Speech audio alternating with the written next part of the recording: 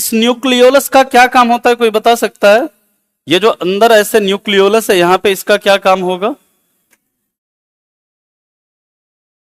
Nucleolus अलग है, ये न्यूक्लियस अलग है। न्यूक्लियस के अंदर का हिस्सा है ये न्यूक्लियोलस, है ना। न्यूक्लियोलस को हम लोग हिंदी में बोलते हैं केंद्रिका। क्या बोलते हैं? और इसको खोजने वाले कौन थे? इसको खोजने वाले वैज्ञानिक का नाम था फोंटाना। क्या नाम था? फोंटाना। और इसका काम होता है क्या करना? आरएनए का सिंथेसिस करना, आरएनए का संश्लेषण करना। ये आरएनए का क्या करता है? संश्लेषण करता है। इस चीज को आप याद रखेंगे, बहुत इंपॉर्टेंट है ये, है ना। चलो अब देखो, ये राइबोसोम के बारे में आपको पता होगा, हालांकि हम लोग बात करेंगे। इस राइबोसोम का क्या काम होता है? ये आपका मतलब प्रोटीन का सिंथेसिस करता है, और ये सबसे स्मॉलेस्ट सेल ऑर्गेनल है, यानी कि सबसे छोटा कोशिकांग होता है ये मिलता कहां पर है? तो ये पूरे साइटोप्लाज्म में फैला रहता है, पूरे साइटोप्लाज्म में फैला रहेगा। इसको खोजने वाले कौन थे? तो याद रखना, पैलेड, जॉर्ज पैलेड नाम था, और इसी का वजह से इसे पैलेड का कण कहा जाता है। क्या बोलते हैं इसे?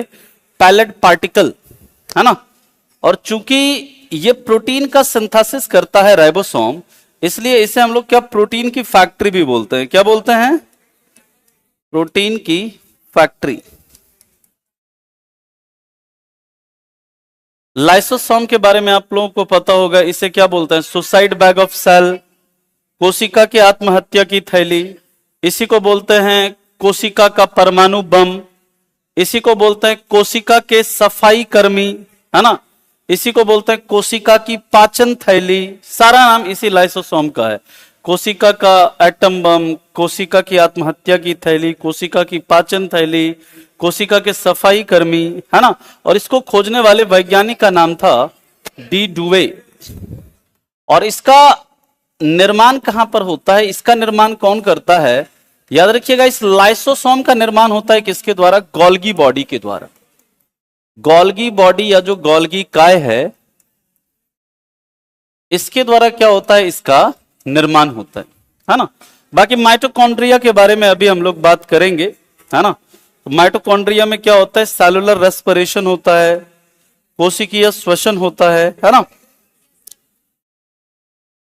मत करिए। चलिए अगला सवाल है, कोशिका का सबसे छोटा अंग कौन सा है? राइबोसोम होता है। अब राइबोसोम में देखिए, ये भी अलग अलग टाइप का होता है ना। ध्यान से समझना। एक होता है 30S, 50S, 70S, इसके बाद होता है 40S, इसके बाद 60S, और क्या होता है 80S, है ना। अब ध्यान से समझिएगा, ये 30S, 50S, 70S, इसका मतलब क्या है? 40S, 60S, 80S का मतलब क्या है? तो ये समझना, इस प्रकार के जो राइबोसोम मिलते हैं, ये किसमें मिलते हैं? असीम केंद्रक कोशिका में। किसमें मिलते हैं? असीम केंद्रक कोशिका, यानी जो अविकसित कोशिका होती है उनमें मिलता है, प्रोकैरियोटिक सेल में। और ये किसमें मिलता है? यूकैरियोटिक सेल, या फिर जैसे हम लोग बोलते हैं ससीम केंद्रक कोशिका, यानी जो विकसित कोशिकाएं होती हैं उनमें आपको मिलता है। सवाल उठता है, सर ये एस का मतलब क्या है यहां पर? तो इस एस का मतलब होता है श्वेतबर्ग यूनिट। क्या होता है? श्वेतबर्ग यूनिट, या फिर इसी को बोलते हैं सेडिमेंटेशन यूनिट। देखिए आपको पता है कि ये सेल है, और सेल के अंदर जो आपका इस न्यूक्लियस मेम्ब्रेन यानी केंद्रक झिल्ली और इस कोशिका झिल्ली के बीच में एक द्रव होता है, जिसे हम लोग क्या बोलते हैं? साइटोप्लाज्म। जिसे क्या बोलते हैं? कोशिका द्रव। और इस मान लीजिए कोशिका द्रव में अगर हम मिला देते हैं इसको केंद्रक द्रव को भी, तो उसे क्या बोलेंगे? प्रोटोप्लाज्म। इसे कंबाइंडली क्या जीव द्रव्य कहते हैं। और जीव द्रव्य शब्द किसने दिया? पुरकिंजे, है ना। अब देखिए यहां पर इसमें जो है आपका राइबोसोम जो होता है क्या करता रहता है? मूव करता रहता है। और राइबोसोम इसमें जो मूव करेगा, कौन सा मूवमेंट होगा इसके अंदर? ब्राउनियन मूवमेंट होता है। कौन सा? Brownian movement. अब इसका मतलब क्या है, ध्यान से समझिए। जो ये 30S राइबोसोम्स जो होते हैं, ये क्या करेंगे, 30 बार ऐसे चक्कर लगाएंगे, 30 बार चक्कर लगा करके क्या हो जाएंगे, सेडिमेंट हो जाएंगे, जाकर बैठ जाएंगे, अपना चिपक जाएंगे कहीं। जो 50S वाले हैं, ये 50 बार क्या करेंगे, चक्कर लगाएंगे, और 50 बार चक्कर लगा करके क्या हो जाएंगे, कहीं सेडिमेंट हो जाएंगे। अब मान लो ये 30S राइबोसोम है, ध्यान से समझना, ये 30S राइबोसोम है और ये क्या है, 50S राइबोसोम है। अब ये दोनों जब मिलेगा ना, ये दोनों मिलेगा तो अब इस दोनों को चिपक गया, मान लो ये दोनों 30S और 50S दोनों एक दूसरे से ऐसे चिपक गया। अब जब ये घूमेगा तो ये घूम के कितनी बार में सेडिमेंट होगा, ये याद रखिएगा 80 बार में नहीं बल्कि 70 बार में सेडिमेंट होगा। यानी कि ये 30S और 50S जब मिलते हैं तभी ये किसका निर्माण करते हैं, 70S राइबोसोम का निर्माण करते हैं।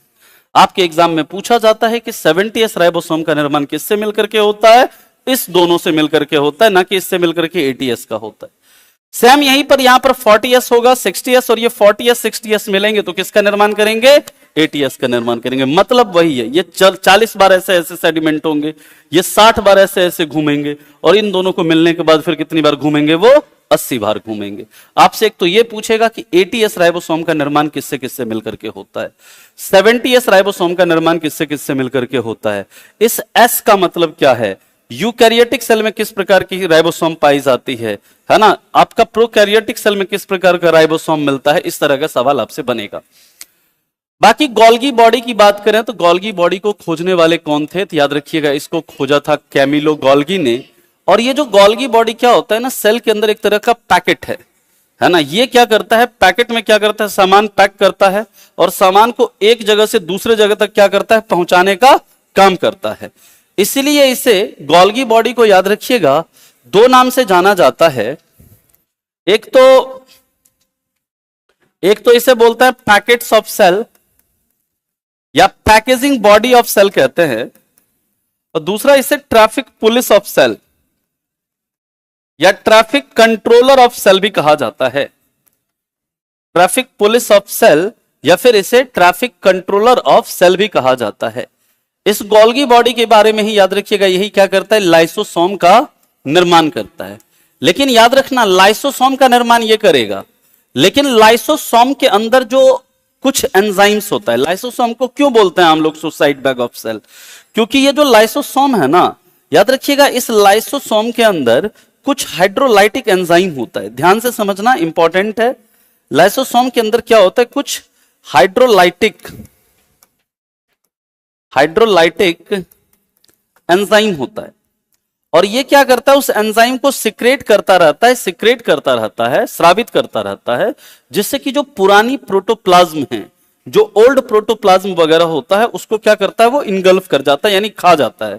इसलिए इसे क्या बोलते हैं, डाइजेस्टिव बैग ऑफ सेल भी बोलते हैं इसको, कोशिका की पाचन थैली।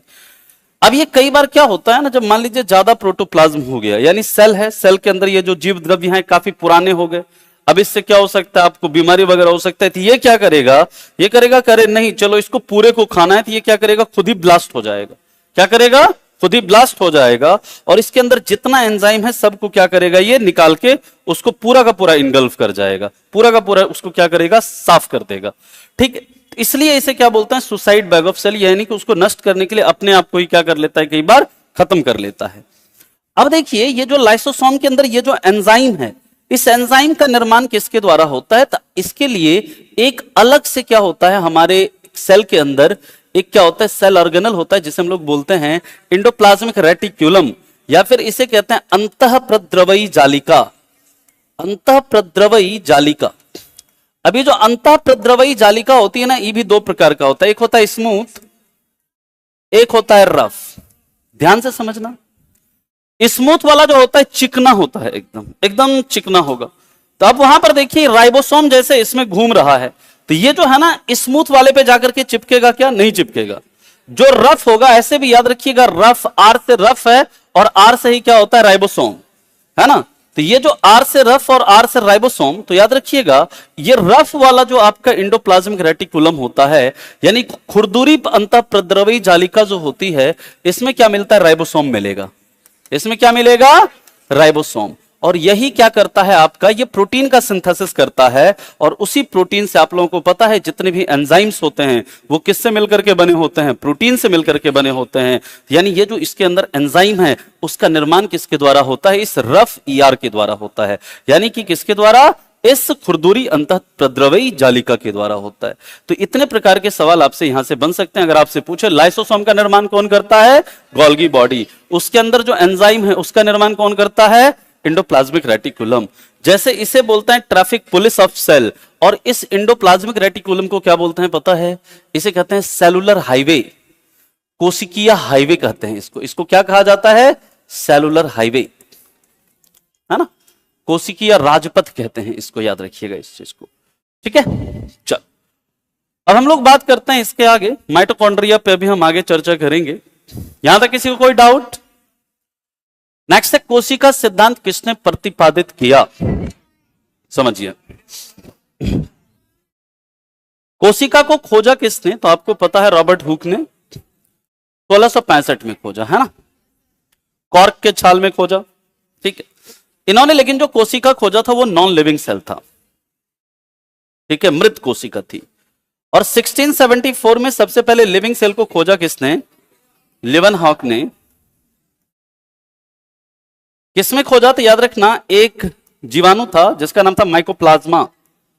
इसी में सबसे छोटी कोशिका भी मिलती है। इसी माइकोप्लाज्मा को हम लोग पीपीएलओ भी बोलते हैं। क्या बोलते हैं, पीपीएलओ। पीपीएलओ का मतलब प्लूवेरा निमोनिया लाइक ऑर्गेनिज्म। क्या बोलते हैं, प्लूवेरा निमोनिया लाइक ऑर्गेनिज्म। कई बार इसका फुल फॉर्म भी पूछ देता है, तो लिख ही लीजिए, प्लूवेरा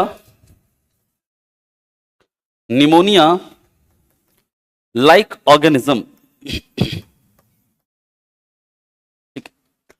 इसी में सबसे स्मॉलेस्ट सेल भी मिलता है। आपको यह तो पता होगा कि सबसे लार्जेस्ट सेल जो मिलता है कहां पर मिलता है, शुतुरमुर्ग के अंडे में। किसमें मिलता है, एक शुतुरमुर्ग का जो अंडा होता है ना लगभग 1.25 किलो का होता है ना, ठीक है, ऑस्ट्रिच एग, ऑस्ट्रिच एग। और सबसे जो छोटा कोशिका इसमें है, हमारे शरीर में, याद रखिएगा, हमारे शरीर में, ये सब याद रखिएगा, खूब पूछता है यहां से सवाल। हमारे शरीर में सबसे बड़ी कोशिका अंडाणु या ओवम, जिसका निर्माण कहां पर होता है, ओवरी में। सबसे छोटी कोशिका स्पर्म यानी शुक्राणु, जिसका निर्माण कहां पर होता है, टेस्टिस यानी वृषण में।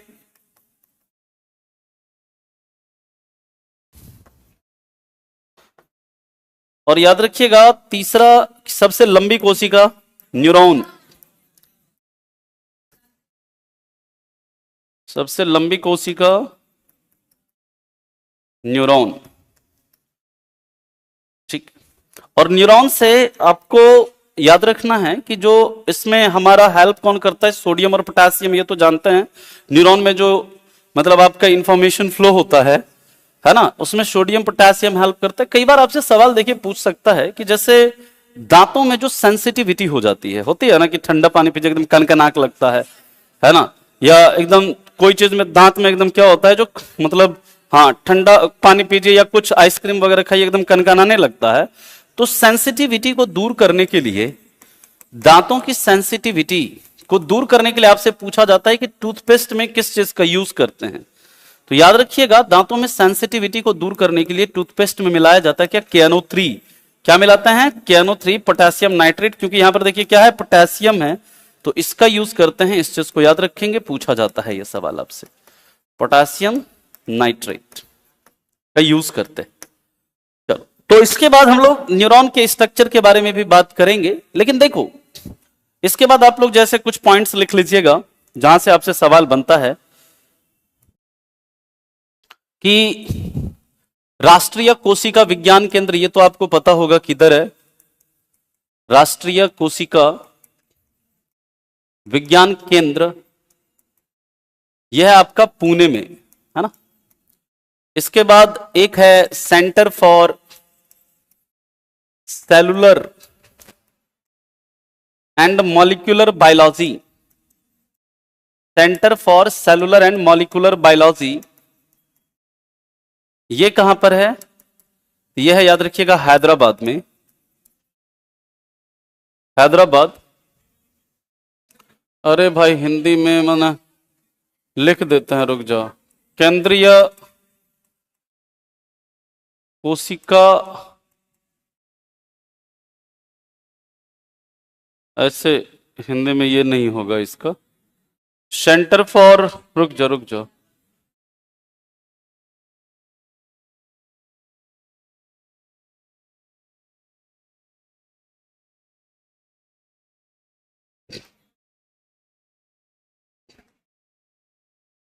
आणविक जीव विज्ञान केंद्र, यह है आपका हैदराबाद में।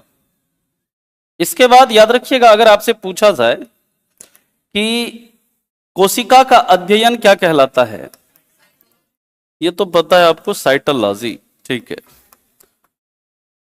यानी कोशिका विज्ञान। अब देखो, अगर आपसे ये पूछा जाए who is father of cytology, यानी कोशिका विज्ञान के पिता, रॉबर्ट हुक हैं, ठीक, रॉबर्ट हुक। अब हम लोग बात करते हैं इस सवाल की।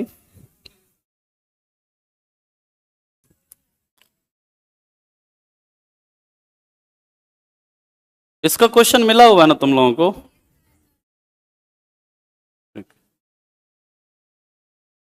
50 के बाद फिर मिल जाएगा, पूरा मिल गया है, ठीक है ठीक, ठीक है ठीक है, चला आगे। अब देखिए, जो कोशिका सिद्धांत की बात करें, इन्होंने क्या किया, कोशिका को खोजा, लेकिन कोशिका के बारे में बहुत कुछ बताया नहीं।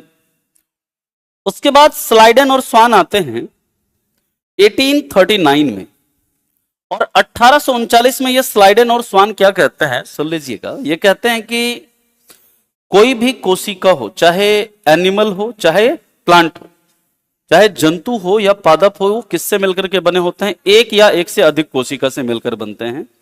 दूसरी बात, वो कहते हैं कि कोई किसी भी लिविंग में, किसी भी सजीव के अंदर कोई भी कोशिका अकेले कुछ नहीं कर सकती है। सभी कोशिकाएं क्या करती है, एक दूसरे के कोऑर्डिनेशन से, यानी एक दूसरे के सहयोग से कार्य करती है। तीसरी बात, कहते हैं कि ये कोशिका का जो सबसे इंपॉर्टेंट हिस्सा है ना, वो क्या, उसका न्यूक्लियस है। जैसे हमारे शरीर में ब्रेन होता है, उसी तरह कोशिका का ब्रेन कौन है, न्यूक्लियस, और ये कोशिका का सबसे बड़ा हिस्सा है, क्या, न्यूक्लियस यानी केंद्रक। इसके बाद ये कहते हैं, इसके बाद एक्चुअली में 1855 आता है, और 1855 में एक व्यक्ति आते हैं, रुडोल्फ वर्चाव। कौन आते हैं, रुडोल्फ वर्चाव। ये सबसे पहले देखते हैं कोशिका को विभाजित होते हुए, कि कोशिका डिवाइड हो रहा है, और कोशिका डिवाइड होकर के नई कोशिका का क्या कर रहा है, निर्माण कर रहा है। इसके बाद ये एक थ्योरी देते हैं, कौन सी, तो ओमनी सेलुला ए सेलुला। ओमनी सेलुला ए सेलुला, इसका मतलब यह है कि हर एक नई कोशिका का निर्माण किससे होता है, पूर्ववत कोशिका से होता है, यानी कि प्री एग्जिस्टिंग सेल से होता है। यानी इन्होंने कहा कि कोई भी नई कोशिका तभी बनती है जब क्या होता है, कोई पुरानी कोशिका डिवाइड होती है। तो यानी कि इन्होंने सेल थ्योरी को क्या किया, एक्सपेंड किया, सेल थ्योरी को क्या किया, बढ़ाया इन्होंने 1855 में, और इन्होंने कहा किसी भी नई कोशिका का निर्माण किससे होगा, एक पूर्ववत कोशिका से होगा। लेकिन याद रखिएगा, एक जीव है वायरस, वायरस यानी विषाणु। विषाणु जो है ये कोशिका सिद्धांत का पालन नहीं करता है, इस चीज को याद रखिएगा, ये इसका क्या है, एक्सेप्शन। ठीक है, अब यहां पर देखिए, तो इसका सही उत्तर तो क्या हो जाएगा, ऑप्शन सी, ये तो पता है। ये डार्विन है, डार्विन की बात करें तो आपको पता है इनको क्या कहा जाता है, विकासवाद का पिता, है ना। इन्हीं ने थ्योरी ऑफ इवोल्यूशन दिया। सर्वाइवल ऑफ फिटेस्ट थ्योरी किन्होंने दी, इन्होंने दी, डार्विन ने, चार्ल्स डार्विन ने। इन्होंने एक किताब भी लिखी, कौन सी, on the origin of species. लेकिन आपसे सवाल बनता है कि ये बताओ, सर्वाइवल ऑफ फिटेस्ट थ्योरी तो इन्होंने दी, लेकिन survival of fittest word term का यूज किसने किया। सबसे पहले जो सर्वाइवल ऑफ फिटेस्ट शब्द है, टर्म है, इसका यूज किसने किया, तो ये याद रखिएगा, इस टर्म का यूज किया था किसने, हर्बर्ट स्पेंसर ने। किसने किया था, हर्बर्ट स्पेंसर ने। ये पॉइंट लिख लीजिएगा। तो वहां पर अगर आपसे ये पूछा जाए कि who coined this term survival of fittest, तो याद रखना हर्बर्ट स्पेंसर। लेकिन अगर आपसे ये पूछा जाए कि इस थ्योरी को किसने दिया, तो वो किसने दिया, चार्ल्स डार्विन ने। यानी जब इन्होंने सर्वाइवल ऑफ फिटेस्ट टर्म दिया ना, तब जाकर के उन्होंने जो मतलब थ्योरी ऑफ इवोल्यूशन अपने बुक में जो on the origin of species है, उसकी जगह पर इन्होंने इस सर्वाइवल ऑफ फिटेस्ट थ्योरी शब्द का प्रयोग करना शुरू किया। तो थ्योरी पूछे तो किसने दिया? चार्ल्स डार्विन ने। अगर आपसे टर्म पूछे तो किसने दिया? हर्बर्ट स्पेंसर ने। अब देखिए इसके बाद एक स्ट्रासबर्ग यहां पर नाम आपको दिख रहे हैं, यह नाम भी आपके लिए इंपॉर्टेंट है। चला आगे, लिख लिया? ये देखो, ये जो नाम है आपका स्ट्रासबर्ग, स्ट्रासबर्ग जो है, इन्होंने याद रखिएगा किसको खोजा? इन्होंने क्रोमोसोम को खोजा। क्रोमोसोम यानी गुणसूत्र को खोजा। लेकिन गुणसूत्र, ये जो क्रोमोसोम टर्म है, टर्म किसने दिया? टर्म जो है याद रखिएगा, ये दिया वेल्डेयर ने। किसने दिया? वेल्डेयर, है ना। तो ये चीज भी आप याद रखेंगे, इंपॉर्टेंट है। क्रोमोसोम को खोजा किसने? स्ट्रासबर्ग ने। टर्म दिया उसे किसने? वेल्डेयर ने। बाकी रॉबर्ट ब्राउन के बारे में आपको पता है ना। 3 रॉबर्ट याद रखना है, रॉबर्ट ब्राउन, रॉबर्ट कॉच और रॉबर्ट हुक। आगे चला, चलिए अगला क्वेश्चन देखते हैं। पौधों की कोशिका में जल का भंडारण होता है। चलिए देख, यहीं पर देखो, पहले ना आप लोग एनिमल सेल और प्लांट सेल के बीच में थोड़ा डिफरेंस समझ लो, क्योंकि इंपॉर्टेंट है। यहां से एक सवाल अक्सर आपको देखने को बनता है। एनिमल सेल और प्लांट सेल के बीच में क्या फर्क है?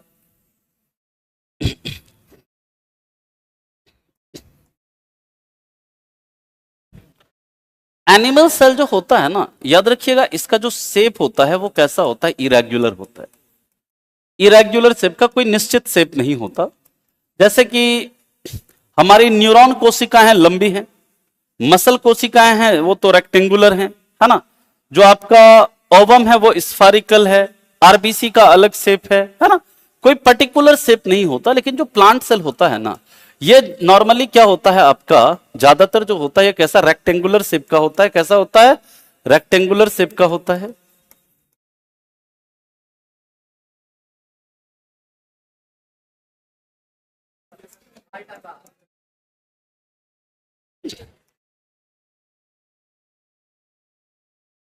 चौकुट्ठा होता है ना, चकुट्ठा, है ना। समझ गए? चल अगला है, देखो एनिमल सेल जो है, इनमें कोशिका भित्ति नहीं होती। इनमें कोशिका भित्ति नहीं होती है। वैक्यूल्स यानी रिक्तिकाएं या रसधानी पाई जाती है। और इसमें याद रखिएगा, इसमें जो आपका रसधानी मिलता है वो कैसा मिलता है? इसमें लार्ज एवं परमानेंट, लार्ज और परमानेंट वैक्यूल्स मिलते हैं। यानी कि ये सोचिए आप, वैक्यूल्स मिलते हैं। इसमें ऐसा होता है ना, ध्यान से समझना, इसमें जो हो सकता है कि जैसे सेल है, सेल का 90% तक स्पेस कौन ले लेता है? वैक्यूल्स लेता है। इतने बड़े बड़े साइज के होते हैं। मान लीजिए ये जैसे सेल है ना, इस सेल में हो सकता है कि 90% तक जो स्पेस है, 90% तक स्पेस जो वो कौन ले लेता है? वैक्यूल्स ले लेता है। लेकिन प्लांट एनिमल सेल के अंदर ये बहुत छोटे आकार के होते हैं और टेम्पररी होते हैं। यानी कभी होंगे, कभी मतलब क्या हो जाएंगे? समाप्त भी हो जाएंगे। लेकिन इसमें ये परमानेंट होता है और इनका आकार क्या होता है? बहुत बड़ा होता है। एनिमल के अंदर ये जो वैक्यूल्स होते हैं, ये क्या करते हैं? एयर और वाटर को स्टोर करने का काम करते हैं। यानी कि पानी और हवा को संचित करते हैं एनिमल में। लेकिन प्लांट में ये जो वैक्यूल्स होते हैं, ये क्या करते हैं? फूड को स्टोर करने का काम करते हैं। किसको? भोजन को। इसलिए वैक्यूल्स के बारे में याद रखिएगा, ये जो वैक्यूल्स होता है ना, इसको क्या बोलते हैं? Store house. प्लांट का क्या बोलते हैं? स्टोर हाउस, या फिर स्टोर हाउस ऑफ सेल बोलते हैं इस वैक्यूल्स को। लिख लीजिएगा, पूछता है storehouse of cell, storehouse of cell. इसके बाद अगले सवाल की तरफ चलते हैं।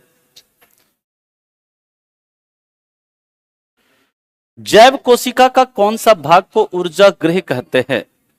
तो ये तो आपको बताया था, सेलुलर रेस्पिरेशन। एक दिन रेस्पिरेशन के बारे में बताया था ना, कि श्वसन होता है, उसमें आपका जो वायवीय श्वसन होता है, यानी एरोबिक रेस्पिरेशन जो होता है वो 2 स्टेप में होता है। एक तो आपका कौन सा होता है? ग्लाइकोलाइसिस साइकिल, बताया था, याद करिए। ग्लाइकोलाइसिस साइकिल में क्या हुआ था? ग्लूकोज का एक मॉलिक्यूल टूटा, तो क्या बनाया, 2 पायरोविक एसिड बनाया, साथ ही साथ 2 एटीपी बनाया। बाकी जब दूसरा साइकिल हुआ क्रेब साइकिल, क्रेब साइकिल में क्या हुआ आपका, ये पायरोविक एसिड टूट करके, एक पायरोविक एसिड टूटा, कितना एटीपी एनर्जी दिया, 18 एटीपी, है ना। यानी कि यहां पर जो टोटल एनर्जी मिला हमें 38 एटीपी मिला था, 36 प्लस 2 मिला था 38 एटीपी। और टोटल एनर्जी कितना मिलता है याद रखना, यहां पे ये भी पूछता है, एक ग्लूकोज जब टूटता है तो इससे 686 किलो कैलोरी एनर्जी मिलता है। कितना, 686 किलो कैलोरी। अब यहां पर चूंकि इस 38 में से 36 एटीपी एनर्जी कौन देता है, ये साइकिल कहां पर होता है, माइटोकॉन्ड्रिया में। किधर होता है, माइटोकॉन्ड्रिया में। और इस चूंकि 38 में से 36 एटीपी माइटोकॉन्ड्रिया बनाता है, इसलिए इसे क्या कहते हैं, कोशिका का शक्ति गृह, है ना। और इसको खोजा किसने, अल्टमन ने, नाम दिया था कार्ल बैंडर ने, है ना। और इसे माइटोकॉन्ड्रिया को पावर हाउस ऑफ सेल कहा किसने, याद रखिएगा, ये कहा था सी के विट्ज। किसने कहा था, सी के विट्ज ने इसे क्या कहा था, कोशिका का शक्ति गृह या फिर पावर हाउस ऑफ सेल कहा था। ठीक है, यहां तक बात समझ में आ गई।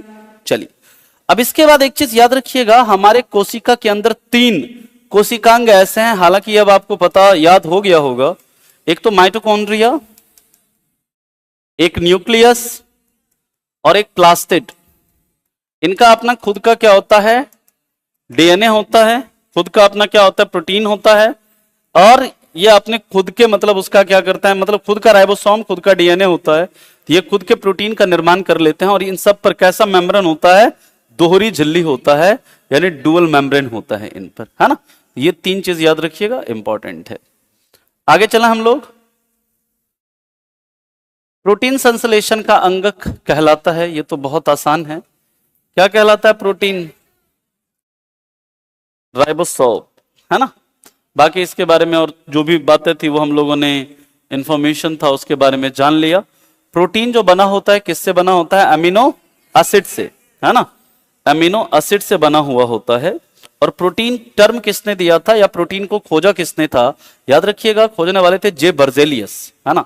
प्रोटीन जो होता है ना, इसको हम लोग बॉडी बिल्डिंग एलिमेंट भी बोलते हैं। क्या बोलते हैं, बॉडी बिल्डिंग एलिमेंट, क्योंकि ये हमारे शरीर के ग्रोथ के लिए क्या होते हैं, जरूरी होते हैं। प्रोटीन का जो देखो, प्रोटीन में क्या क्या होता है, तो एक तो कार्बन, एक हाइड्रोजन, एक ऑक्सीजन, एक नाइट्रोजन और एक आपका सल्फर भी होता है।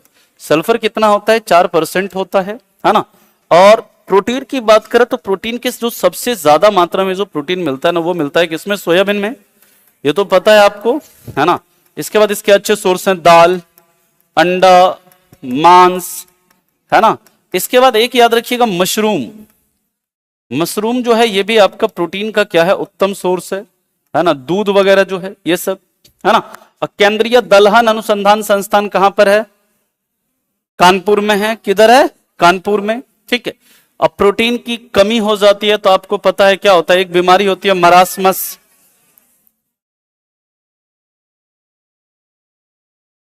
जिसमें कि हाथ पैर दुबले हो जाते हैं, त्वचा पर झुर्रियां पड़ जाती है ना, लक्षण भी पूछ देता है।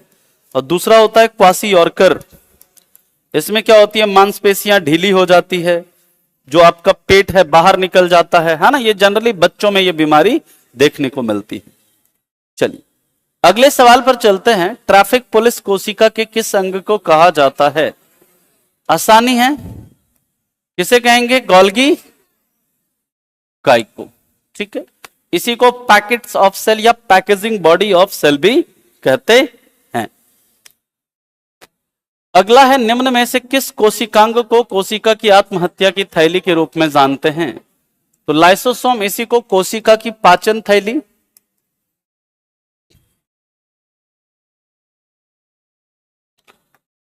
इसी को बोलते हैं कोशिका का सफाई कर्मी।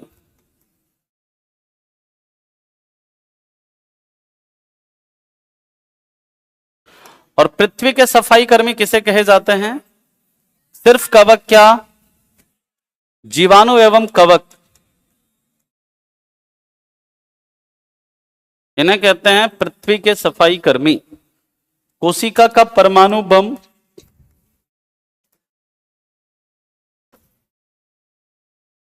ये सब इसी को कहा जाता है ना।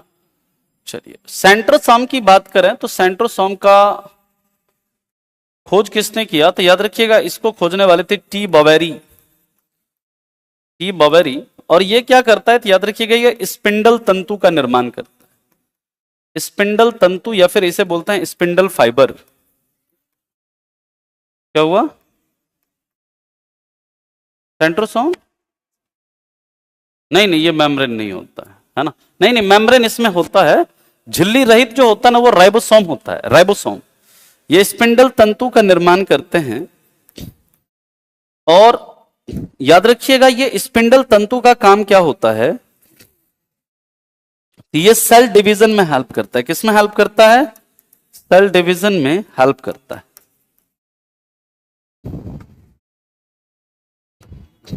ठीक, तो इसका जो सही उत्तर है वो तो आपका क्या हो जाएगा? लाइसोसोम। इसी में हाइड्रोलाइटिक एंजाइम होता है जो कि ओल्ड प्रोटोप्लाज्म को क्या करता है? नष्ट करता है, उसको इनगल्फ करता है, उसे खाता है। ठीक है, आगे चलें, मूव करा आगे। लिख लिया सभी ने? ठीक है, नेक्स्ट है जीवित कोशिका की खोज सर्वप्रथम किसने की थी? ये तो किसमें? माइकोप्लाज्मा में। मेंडल ने क्या दिया था? जीन को खोजा था। जीन को खोजा मेंडल ने, है ना? जीन टर्म किसने दिया? जोहानसन ने। और जीन की स्टडी को हम लोग क्या बोलते हैं? जेनेटिक्स। जेनेटिक्स वर्ड किसने दिया? William Bateson. किसने दिया? विलियम बैटसन ने। ठीक है, रॉबर्ट हुक के बारे में पता है, रॉबर्ट ब्राउन के बारे में भी पता है। चलो, लिवन हॉक ने कब जीवित कोशिका को खोजा था? तो याद रखना 1674। ठीक है,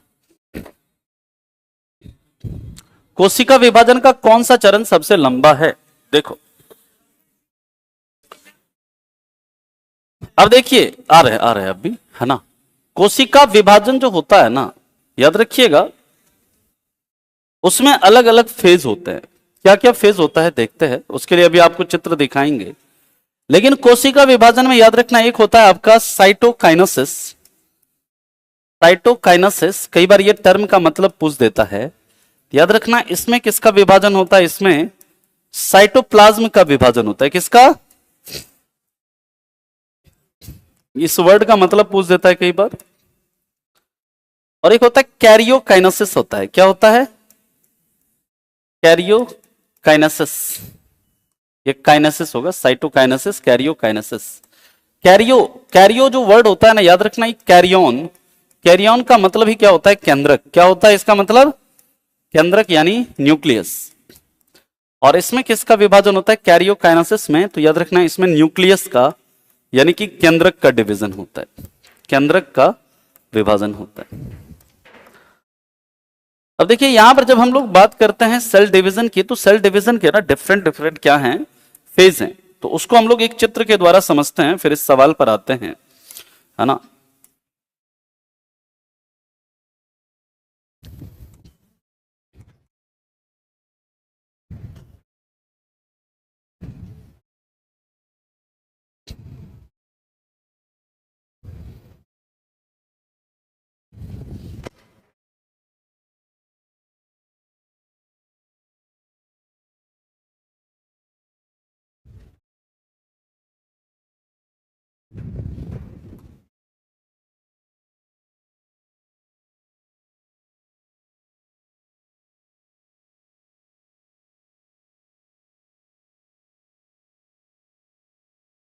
ये खुल नहीं रहा है, कोई नहीं, देखो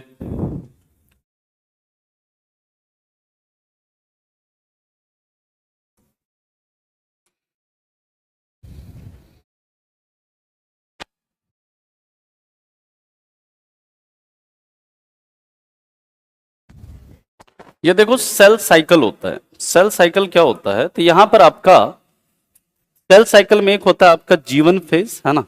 एक होता है S फेज और एक होता है G2 फेज और एक होता है M फेज। M फेज को ही हम लोग बोलते हैं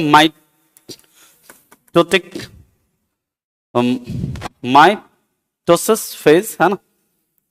ठीक है, M फेज को। अब देखिए यहां पर आपका देखिए जीवन फेज में क्या होता है ना कि इसमें सेल जो होता है पूरी तरह से मतलब पहले डेवलप होगा, इसके बाद यहाँ पर एस फेज में डीएनए का रेप्लिकेशन, रेप्लिकेशन का मतलब क्या होता है, डीएनए अपने कॉपी को बनाता है, अपना कॉपी बनाता है। अभी कुछ कुछ टर्म है उसके बारे में बताएंगे, आपको दिखा देंगे कुछ टर्म्स जो है इंपॉर्टेंट है आपके एग्जाम के लिए। यहां पर जो होता है G2 फेज में ये सेल जो होता है इस डिवीजन के लिए प्रिपेयर होता है, तैयार होता है। और माइटोसिस फेज में जो होता है ना आपका, एक होता है प्रोफेज, एक होता है मेटाफेज, एक होता है एनाफेज, एक होता है टेलोफेज, है ना। और इसमें जो सबसे लंबी अवस्था है इसको याद रखिएगा पीमैट से। किससे याद रखना है? पीमैट, प्रोफेज, मेटाफेज, एनाफेज और टेलोफेज। और यहां पर मेटाफेज जो होता है ना ये वाली सबसे लंबी अवस्था होती है इसमें, है ना। और इस पूरे में देखिए ये जो यहां से लेकर यहां तक ये जो पूरा प्रोसेस है इसी को हम लोग क्या बोलते हैं? इंटरफेज बोलते हैं। इंटरफेज क्या बोलते हैं इसे? इंटरफेज या अंतरावस्था बोलते हैं इसको। और इस अंतरावस्था में ये क्या है, ये एक बार जैसे सेल डिवाइड हो गया और फिर से जो डिवीजन होगा उसके बीच का क्या होता है, ये पीरियड होता है। तो इसमें अगर देखें इस तरह से अगर सवाल आपसे बने कि कोशिका विभाजन का कौन सा चरण सबसे लंबा है, तो यहां पर अगर इंटरफेज है तो क्या होगा? इंटरफेज। अगर मान लीजिए इंटरफेज नहीं होता तो फिर क्या होता? मेटाफेज। और मेटाफेज में याद रखना क्या होता है? क्रोमोसोम का क्या होता है? विभाजन होता है। ये चीज भी आप याद रखेंगे। सेल डिवीजन को सबसे पहले खोजा किसने है? रुडोल्फ वर्चाउ ने खोजा है। कब खोजा है? तो याद रखना वर्चाउ ने कब? 1855 में खोजा है, ठीक है। और सेल डिवीजन भी कई प्रकार के होते हैं। एक होता है अमाइटोसिस, असूत्री विभाजन। असूत्री विभाजन जो होता है ना वो किसमें होता है? एक कोशिकीय जीवों में होता है। उसमें कोई भी सेल जो है आपका डिवाइड होकर के नए कोशिका का निर्माण कर देता है। एक होता है समसूत्री विभाजन। समसूत्री विभाजन, समसूत्री विभाजन में देखो क्या होता है, ये जो हमारे बॉडी सेल होते हैं ना, जो बॉडी शरीर की कोशिकाएं होती हैं, शरीर की कायिक कोशिकाएं, कायिक कोशिकाएं या फिर जो सोमेटिक सेल होता है, जैसे हमारे चिक की, गाल की कोशिकाएं हैं, है ना, हृदय की कोशिकाएं हैं, या बॉडी के जो अन्य ऑर्गन्स हैं उसकी जो कोशिकाएं हैं उसमें समसूत्री विभाजन होता है। इसे समसूत्री विभाजन इसलिए कहते हैं क्योंकि इसमें नंबर ऑफ क्रोमोसोम आपका सेम रहता है।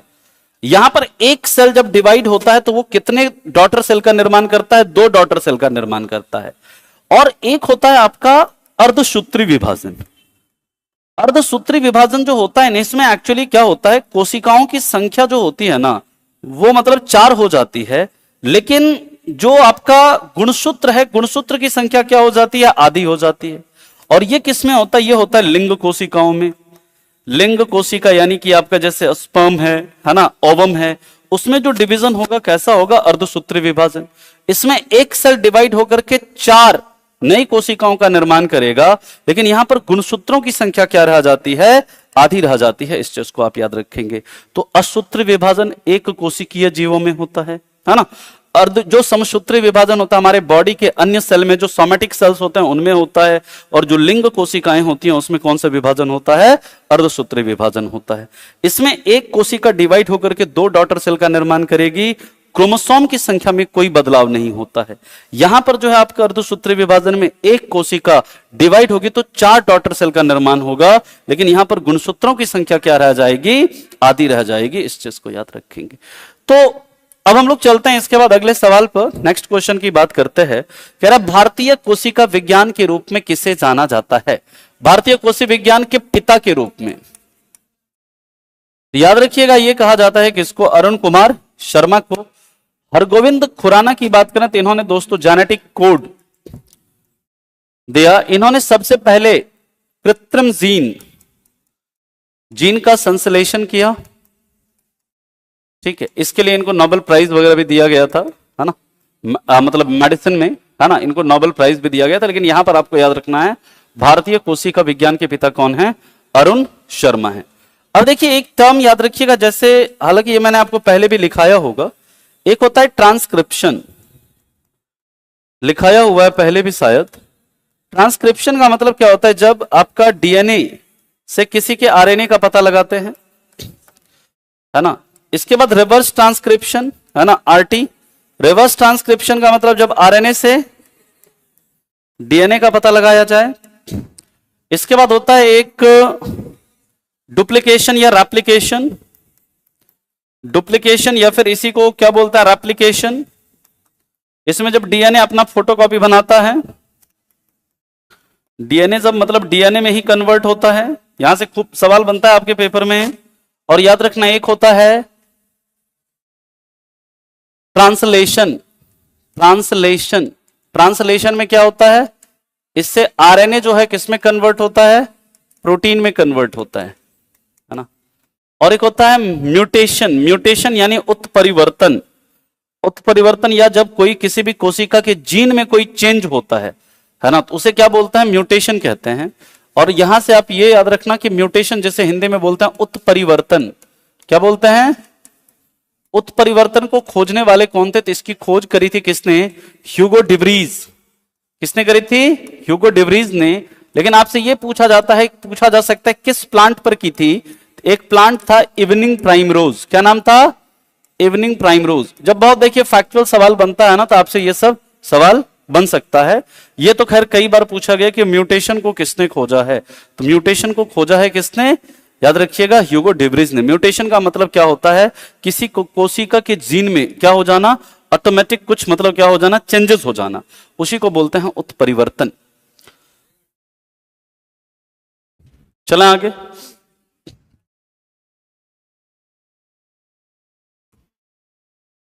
पौधे की कोशिका भित्ति निर्मित होती है, बहुत आसान है ये तो, है ना। किससे निर्मित होती है, सेलुलोज। सेलुलोज से ही बनता है कागज, इसी से बनता है कपास, इसी से बनता है क्या, रेयॉन, है ना। रेयॉन जो होता है इसी को क्या बोलता है, कृत्रिम रेशा। ठीक है, चलिए अब यहां पर देखो, इसी तरह याद रखना, जैसे प्लांट का सेल वॉल किससे बना होता है, आपका सेलुलोज से। इसी प्रकार याद रखिएगा जो कवक है, ठीक है, इसके बाद याद रखिएगा जो आपका शैवाल है, इसका भी किससे बना होता है, सेलुलोज से। इसके बाद याद रखिएगा कि जो एक होता है जीवाणु, जीवाणु का याद रखिएगा पेप्टिडोग्लाइकन। पेप्टिडोग्लाइकन एग्जाम में खूब पूछता है, याद रखिएगा, इंपॉर्टेंट है ये सब, है ना। वायरस का देखिए सेल वॉल एक्चुअली में होता नहीं है। वायरस में क्या होता है, हम लोग जब वायरस का भी बारे में बात करेंगे, वायरस में क्या होता है, एक तो बीच में देखो क्या होता है, जेनेटिक मटेरियल होता है, और उसके चारों तरफ क्या होता है ना, उसका प्रोटीन का लेयर होता है। इस प्रोटीन के लेयर को हम लोग क्या बोलते हैं, कैप्सिड। क्या बोलते हैं, कैप्सिड। और इसमें जो जेनेटिक मटेरियल होता है, या तो आरएनए होता है या तो डीएनए होता है। दोनों नहीं होगा, या तो आरएनए होगा या फिर क्या होगा, डीएनए होगा। जेनेटिक मटेरियल के रूप में दोनों नहीं हो सकता है वायरस के अंदर, इस चीज को याद रखेंगे। वायरस की बात करते हैं तो याद रखना, वायरस को खोजने वाले थे एक वैज्ञानिक जिनका नाम था इवानोवस्की। इवानोवस्की ने खोजा था, है ना। जब कब खोजा था, जब ये टोबैको में एक डिजीज है, तंबाकू में एक डिजीज होता है, tobacco Mosaic disease. Tobacco Mosaic disease, इस पर रिसर्च कर रहे थे, तब जाकर के इन्होंने किस वायरस को खोजा था, टीएमवी। क्या खोजा था, टीएमवी या टोबैको मोजाइक वायरस। लेकिन अगर आपसे यह पूछा था ना कि वायरस टर्म किसने दिया, वायरस टर्म किसने दिया, याद रखिएगा, virus term is coined by Beijerinck. किसने दिया है, बेजरनिक। देखो जब थोड़ा घुमा देंगे सवाल को, बच्चा ये सब तो याद रखता है ना, कि वायरस को खोजा किसने, इवानोवस्की ने। क्वेश्चन को थोड़ा घुमाना चाहेंगे, वो पूछ देंगे virus term is coined by whom, अब पहला ऑप्शन दे देंगे क्या, इवानोवस्की, सबसे लास्ट में देंगे बेजरनिक। तो बच्चा ये मैक्सिमम 90% बच्चा गलत करेगा और वो इवानोवस्की लगा करके आएगा। लेकिन याद रखना, वायरस टर्म किसने दिया है, बेजरनिक ने।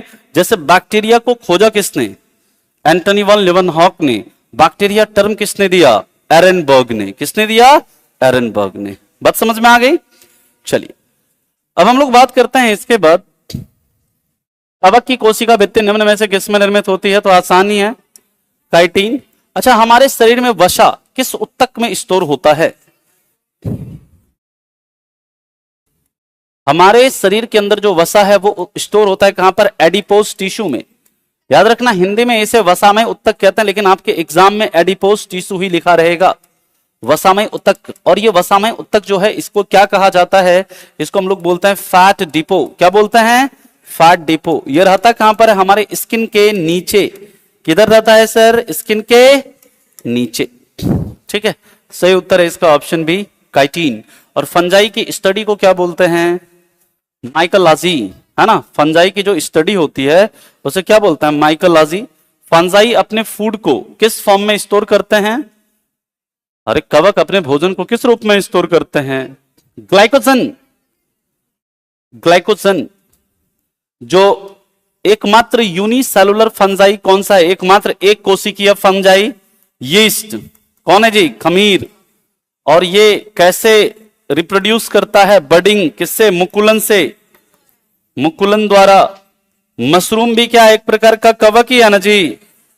ब्रेड मोल्ड यानी राइजोपस, ये भी क्या एक प्रकार का कवक ही है ना, ब्रेड मोल्ड। और ये कैसे रिप्रोड्यूस करता है, तो बीजाणु निर्माण के द्वारा। कैसे रिप्रोड्यूस करता है ये, बीजाणु निर्माण या स्पोर फॉर्मेशन के द्वारा। फंजाई से रिलेटेड बीमारियां हैं कितनी, 5। नाम क्या है, बर्षा, वर्षा। बी से बाल्डनोस यानी गंजापन, ए से अस्थमा यानी दमा, आर से रिंगवर्म यानी दांत, एस से स्कैबीज यानी खुजली, ए से एथलीट फुट यानी एथलीट फुट ही बोलते हैं उसको। जो बाल्डनोस होता है टीनिया कैपेटिस नामक कवक होता है। अस्थमा जो होता है एस्परगिलस फैमिगेटस नामक कवक होता है। जो रिंगवर्म होता है माइकोस्पोरम लेनोसन नामक कवक होता है। जो आपका स्कैबीज होता है एस्करस स्कैबीज नामक कवक होता है। और जो एथलीट फुट होता है इसके कवक का नाम होता है ट्राइकोफेटोनी। क्या होता है, ट्राइकोफेटोनी। तो ये सब कवक के नाम से भी मैच करने वाला सवाल दे देता है आपसे। हालांकि ये तो देता ही है कि कौन सा किसके कारण होता है, ये सब तो पूछता ही है ना।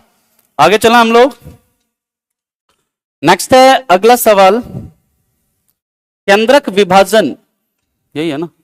केंद्रक विभाजन की क्रिया कहलाती है, अभी आपको बताया था ना, क्या बोलता हूं उसको, साइटोकाइनेसिस साइटोप्लाज्म का डिवीजन, कैरियोकाइनेसिस किसका, आपका न्यूक्लियस का डिवीजन, डिवीजन है ना। कैरियन वर्ड का मतलब ही क्या होता है, न्यूक्लियस, है ना। चला आगे, नेक्स्ट है निम्नलिखित में से कौन सा सबसे बड़ी ज्ञात कोशिका है, शुतुरमुर्ग का अंडा, ठीक है। चलो अंडा, अंडा के लिए क्रांति कौन सी आई थी, रजत क्रांति, अंडा के उत्पादन को बढ़ाने के लिए। अंडा का जो स्टडी है क्या कहलाता है, ऊलॉजी। भारत के अंडे का कटोरा या अंडे का टोकरी, आंध्र प्रदेश। बहुत बढ़िया। ये बताओ भारत के धान का कटोरा, बहुत बढ़िया। धान का कटोरा छत्तीसगढ़। धान के खेत से कौन सी गैस निकलती है, बहुत बढ़िया। धान का साइंटिफिक नेम क्या है, ओरिजा सटाइवा। सेंट्रल राइस रिसर्च इंस्टीट्यूट कहां पर है, अंतरराष्ट्रीय राइस रिसर्च इंस्टीट्यूट कहां पर है, बहुत बढ़िया। भारत के चीनी का कटोरा, विश्व के चीनी का कटोरा। ये सब फैक्ट याद रखिएगा, ऐसा सवाल आपके एग्जाम में बनता है ना। और ये सारी चीजें क्या होगी, आपको बार बार चीजों को रिवाइज करने से ही याद होगी। अंडा जो होता है, अंडा में प्रोटीन कौन सा होता है, एल्बुमिन। अंडा के ऊपर जो व्हाइट कवर होता है किसका होता है, CaCO3, है ना जी, ठीक है। चल, तो इसका जो सही उत्तर है क्या है, ऑप्शन ए। बाकी माइकोप्लाज्मा जो है सबसे छोटी कोशिका है, इसी को PPLO भी बोलते हैं। इसी को क्या बोलते हैं हम लोग, PPLO। तंत्रिका कोशिका हमारे शरीर के अंदर सबसे लंबी कोशिका है। तंत्रिका कोशिका का ना थोड़ा सा स्ट्रक्चर देख लो आप, है ना, मैं अभी दिखा देता हूं।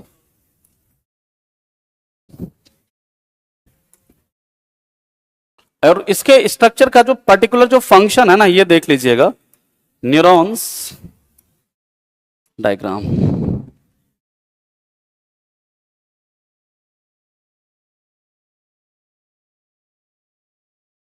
ये हो ही नहीं रहा है, रुक जाओ।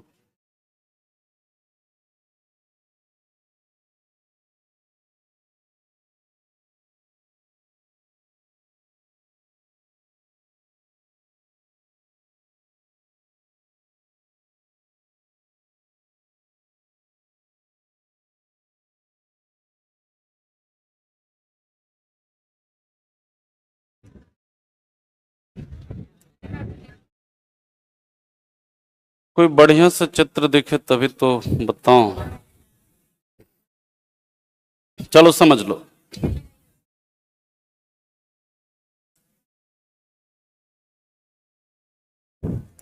ये बस इसका स्ट्रक्चर समझ लीजिएगा, किसका क्या काम होता है ना, इसको समझना है आपने। देखो यहां पर देखिए, ये क्या है, इसका सेल बॉडी है, जिसे क्या बोलते हैं, सोमा। क्या बोलते हैं, सोमा। इसमें क्या होता है, न्यूक्लियस है ये। और यहां पर ये जो ब्रांचेस देख रहे हैं, हल्ला क्यों कर रहे हो भाई, इसे यहां पर क्या है, ये जो आप देख रहे हैं इस तरह से ब्रांचेस, जिसे बोलते हैं डेंड्राइट्स। ये क्या करता है, ये इंफॉर्मेशन को रिसीव करता है। ये दूसरे न्यूरॉन से इंफॉर्मेशन क्या करेगा, रिसीव करेगा। सेल बॉडी ये इसे प्रोसेस करेगा। और यहां पर देख रहे हैं, ये यहां से लेकर यहां तक एक जो ऐसे धागे जैसी संरचना, इसे बोलते हैं एक्सॉन। क्या बोलते हैं, एक्सॉन। और यहां पर ये लास्ट में ये जो टर्मिनल देख रहे हैं, इसको या तो हम लोग एक्सॉन टर्मिनल बोलते हैं, या फिर इसी को हम लोग साइनेप्स टर्मिनल कहते हैं, या फिर इसी को साइनेप्स गैप भी कहते हैं। क्या बोलते हैं, साइनेप्स गैप। एक है सब, साइनेप्स गैप कहते हैं। यहां पर ये जो बीच में देख रहे हो, ये गांठ गांठ सा है, इस गांठ गांठ से उसको बोलते हैं क्या, नोड ऑफ रेनवियर। कई बार आपसे यह सवाल पूछा गया है, लिख लीजिएगा कि नोड ऑफ रेनवियर कहां पर मिलता है, किस कोशिका में मिलता है। जैसे पूछता है ना, पुरकिंजे फाइबर किस मतलब अंग में मिलता है, पुरकिंजे फाइबर किस अंग में मिलता है, हार्ट में। पूछेगा आपसे कि जो बंडल ऑफ हिस कहां पर मिलता है, बंडल ऑफ हिस कहां मिलता है, हृदय में ही मिलता है। अरे हमारा हार्ट है ना, इस तरह से है ना, यहां पर ऐसे क्या है, इधर यहां पर क्या है आपका, याद रखिएगा पेस मेकर है ना, दाएं आलिंद और दाएं नीले के बीच में। यहीं से क्या होता है, एक बंडल ऑफ हिस निकला होता है इस पेस मेकर से, और इससे क्या होता है, ऐसे कई सारे ब्रांचेस निकले होते हैं, कई सारे ब्रांचेस, जिसे क्या बोलते हैं, पुरकिंजे फाइबर या पुरकिंजे तंतु। तो ये हमारे हार्ट में मिलता है। आपसे पूछ देगा कफर्स कोशिका कहां पर मिलती है, लीवर में पाई जाती है ना। इसी तरह पूछ देगा ब्रनर्स ग्रंथि कहां पर मिलता है, ब्रनर्स ग्लैंड। याद रखना, ब्रनर्स ग्लैंड जो मिलता है, ये छोटी आंत के डुडेनम में मिलता है। कहां पर, छोटी आंत के डुडेनम में। उसी प्रकार आपसे पूछ देगा, ये जो नोड ऑफ रेनवियर है किस कोशिका में मिलता है। याद रखना, ये कहां पर मिलता है, आपका नव कोशिका या न्यूरॉन्स में मिलता है। और इसके अंदर फिर ये जो होता है ना, इस नोड ऑफ ये जो हिस्सा देख रहे हैं, इसको बोलता है मलाइन सित। क्या बोलते हैं इसको, मलाइन सित। और इस मलाइन सित के अंदर क्या क्या होता है, एक आपका हिस्सा होता है जिसे बोलते हैं स्वान सेल। क्या बोलते हैं, स्वान सेल। अगर आपसे पूछा जाए स्वान सेल किस स्ट्रक्चर का हिस्सा है, तो याद रखना ये भी न्यूरॉन का ही हिस्सा है। अब यहां से ये इंफॉर्मेशन पहुंचेगा इधर साइनेप्स टर्मिनल या साइनेप्स गैप में, और ये फिर क्या करता है, ये इंफॉर्मेशन को दूसरे न्यूरॉन में ट्रांसफर करता है। ये क्या करता है, इंफॉर्मेशन को दूसरे न्यूरॉन में ट्रांसफर करता है। और याद रखिएगा, न्यूरॉन में जन्म के बाद हमारे न्यूरॉन में कोई विभाजन नहीं होता है ना। और इसलिए दोस्तों याद रखिएगा, सबसे जो कम रीजनरेशन पावर होता है, सबसे जो कम पुनर्योजन शक्ति होता है, वो किसका होता है, न्यूरॉन का होता है।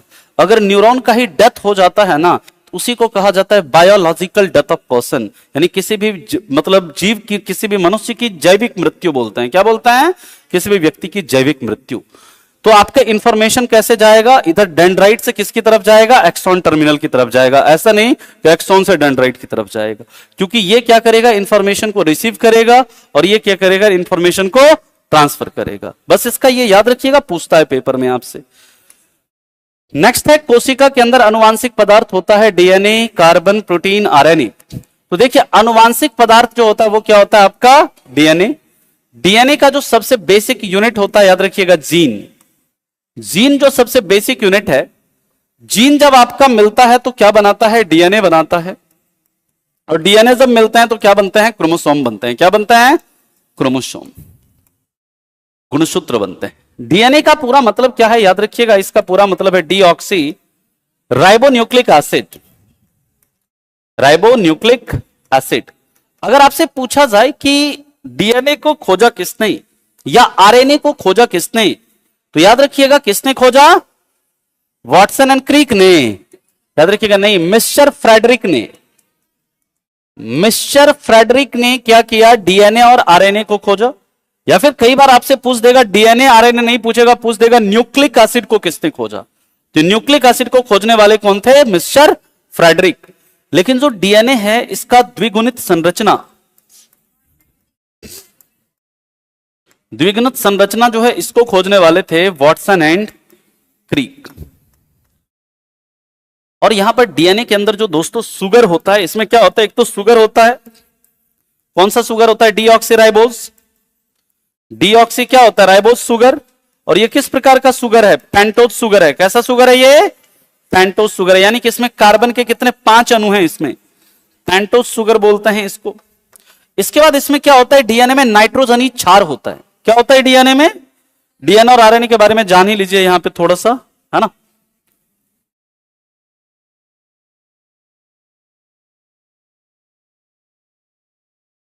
हाँ पीते हैं पीते हैं। क्या ज्यादा देर हो गया क्या, अरे ये तो ठंडा गया पूरा है। अच्छा ध्यान से उतर गया ना, ठीक है ठंडे पी लेते हैं, क्या है, हैं?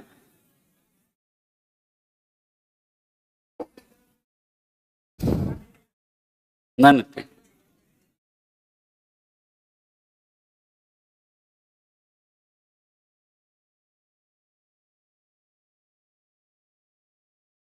इसमें टोटल कितना क्वेश्चन है, ना ना पूरे बायोलॉजी में।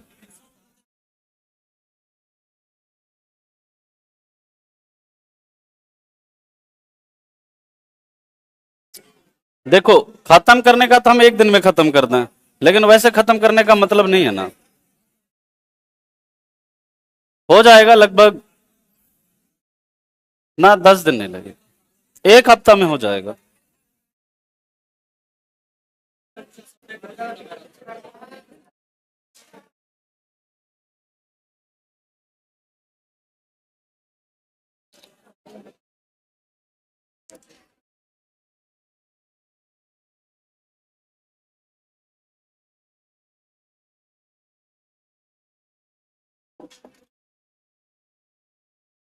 चलो अब देखो,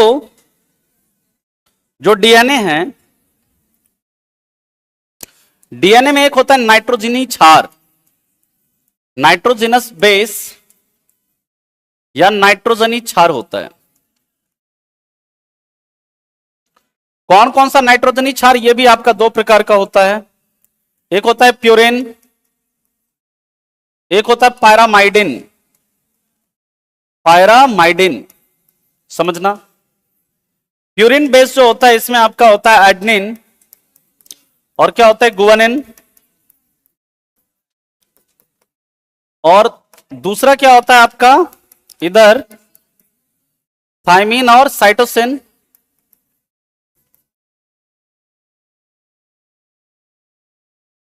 अब देखो ये जो है ना, ये एडनिन गुआनिन साइटोसिन थाइमिन कैसे जुड़े रहते हैं एक दूसरे से। एडनिन और थाइमिन एक दूसरे से कैसे जुड़ा रहेगा, डबल बॉन्ड। और जो आपका साइटोसिन और गुआनिन जो है एक दूसरे से जुड़ा रहेगा कैसे, ट्रिपल बॉन्ड। और यहां पर ये जो बॉन्डिंग होता है कैसा होता है, हाइड्रोजन बॉन्ड होता है। कैसा बॉन्ड होता है इनके बीच, हाइड्रोजन बॉन्ड के द्वारा ये एक दूसरे से जुड़े रहते हैं। डीएनए का काम क्या है, तो डीएनए हमारे जेनेटिक इंफॉर्मेशन को एक पीढ़ी से दूसरे पीढ़ी में क्या करता है, ट्रांसफर करता है। डीएनए से ही मान लीजिए किसी भी बच्चे के अगर पेरेंट का पता करना है तो डीएनए से पता कर लेते हैं। किसी क्रिमिनल को पकड़ना है तो वहां पर आपका डीएनए टेस्ट कराया जाता है। किसी चोर को पकड़ना है तो फिंगरप्रिंट से डीएनए का पता करते हैं। तो इन सब में डीएनए का क्या होता है, यूज होता है। लेकिन DNA finger printing research institute कहां पर है, हैदराबाद में है। अब देखिए इसके बाद जो आरएनए होता है, आरएनए में क्या होता है ना, बस ये जो थाइमिन है, सुगर आपका वहां पर सुगर कौन सा हो जाएगा आरएनए में, आरएनए में याद रखना सुगर हो जाएगा राइबोज सुगर। और ये राइबोज सुगर भी क्या होता है, पेंटोज सुगर ही होता है। इसमें भी कार्बन के 5 ही अणु होते हैं, ये भी आपका पेंटोज सुगर है। लेकिन यहां पर आरएनए में क्या होता है ना, याद रखना इस थाइमिन की जगह पे क्या आ जाता है आरएनए में, आरएनए में थाइमिन की जगह यूरासिल आ जाता है। थाइमिन की जगह क्या आ जाता है, यूरासिल आ जाता है। बाकी वही आपका डबल बॉन्ड है ना, वही ट्रिपल बॉन्ड रहता है, बाकी सब सेम। लेकिन आरएनए का काम क्या होता है, तो यहां पर अलग अलग प्रकार के आरएनए, तो अलग अलग प्रकार के आरएनए हैं, देखते हैं अभी। पहले आप इसे लिखो फटाफट से, फिर टाइप ऑफ आरएनए भी देख लेते हैं। आरएनए का काम है प्रोटीन का सिंथेसिस करना। कभी भी अगर आपसे पूछे आरएनए का निर्माण कहां पर होता है, आरएनए का निर्माण कहां पर होता है, न्यूक्लियोलस में। किसमें होता है, केंद्रिका में। जिस केंद्रिका को खोजने वाले कौन थे, फोंटाना। किसने खोजा था, फोंटाना ने। चला आगे। अब देखिए इसके बाद टाइप ऑफ आरएनए लिख लेना आप लोग। टाइप ऑफ आरएनए एक होता है एमआरएनए, इसको बोलते हैं, एम का मतलब पूछता है कई बार से, इसे बोलते हैं मैसेंजर आरएनए। ये क्या करता है, याद रखिएगा, ये न्यूक्लियस के डायरेक्शन पर, ये न्यूक्लियस के डायरेक्शन पर यानी केंद्रक के निर्देश पर, क्योंकि केंद्रक की ब्रेन है ना, डिफरेंट टाइप के एमिनो अम्ल को, क्योंकि प्रोटीन के निर्माण में क्या चाहिए हमें, एमिनो एसिड, अमीनो अम्ल को सेलेक्ट करता है। एमिनो अम्ल को क्या करता है, सेलेक्ट करता है। और टोटल कितने प्रकार के एमिनो एसिड मिलते हैं, 20 प्रकार के, जिसमें कि 10 हमारे लिए जरूरी होते हैं, 10 हमारे लिए जरूरी नहीं होते, क्योंकि वो हमारे शरीर में पहले से मौजूद रहते हैं। दूसरा होता है आपका टीआरएनए, इसको बोलते हैं ट्रांसफरल आरएनए। ट्रांसफरल, ये फुल फॉर्म यहां से पूछ देता है, एम का मतलब क्या, टी का मतलब क्या, है ना। ट्रांसफरल आरएनए ये क्या करता है, ये सेलेक्ट किए हुए अमीनो अम्ल को कहां पहुंचाता है, सिड को आर आरएनए के पास पहुंचाता है। कहां तक, आर आरएनए तक पहुंचाता है कि लो भाई अब इससे प्रोटीन का निर्माण करो। और तीसरा होता है आपका आर आरएनए, या इसको कहते हैं राइबोसोमल आरएनए। क्या बोलते हैं, राइबोसोमल आरएनए। और यहां पर चूंकि क्या है, राइबोसोम है, तो ये क्या करता है, ये प्रोटीन का उस अमीनो एसिड से, जो अमीनो एसिड है उससे प्रोटीन का क्या करता है, निर्माण करता है। तो ये डिफरेंट टाइप के आरएनए हैं और उसका क्या है, ये फंक्शन होता है। आपसे ये पूछ देता है, खास करके मैचिंग वाले क्वेश्चन में दे देगा एमआरएनए, टीआरएनए, आरआरएनए, है ना, और एक दे देगा डीएनए, और अलग अलग उसका काम पूछ देगा क्या है। ठीक है,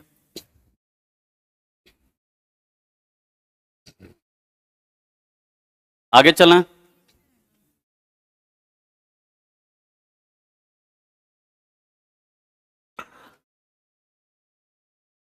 चलिए, अच्छा लिख लो।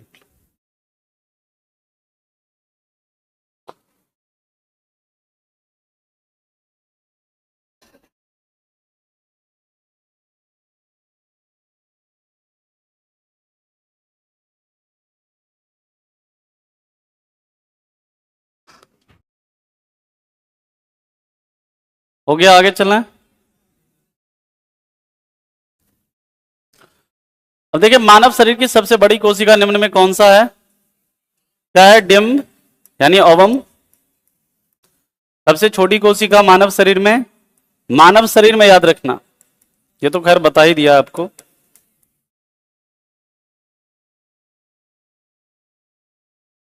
और ये स्पर्म और ओवम जब मिलते हैं तो क्या बनाते हैं, ये जाइगोट।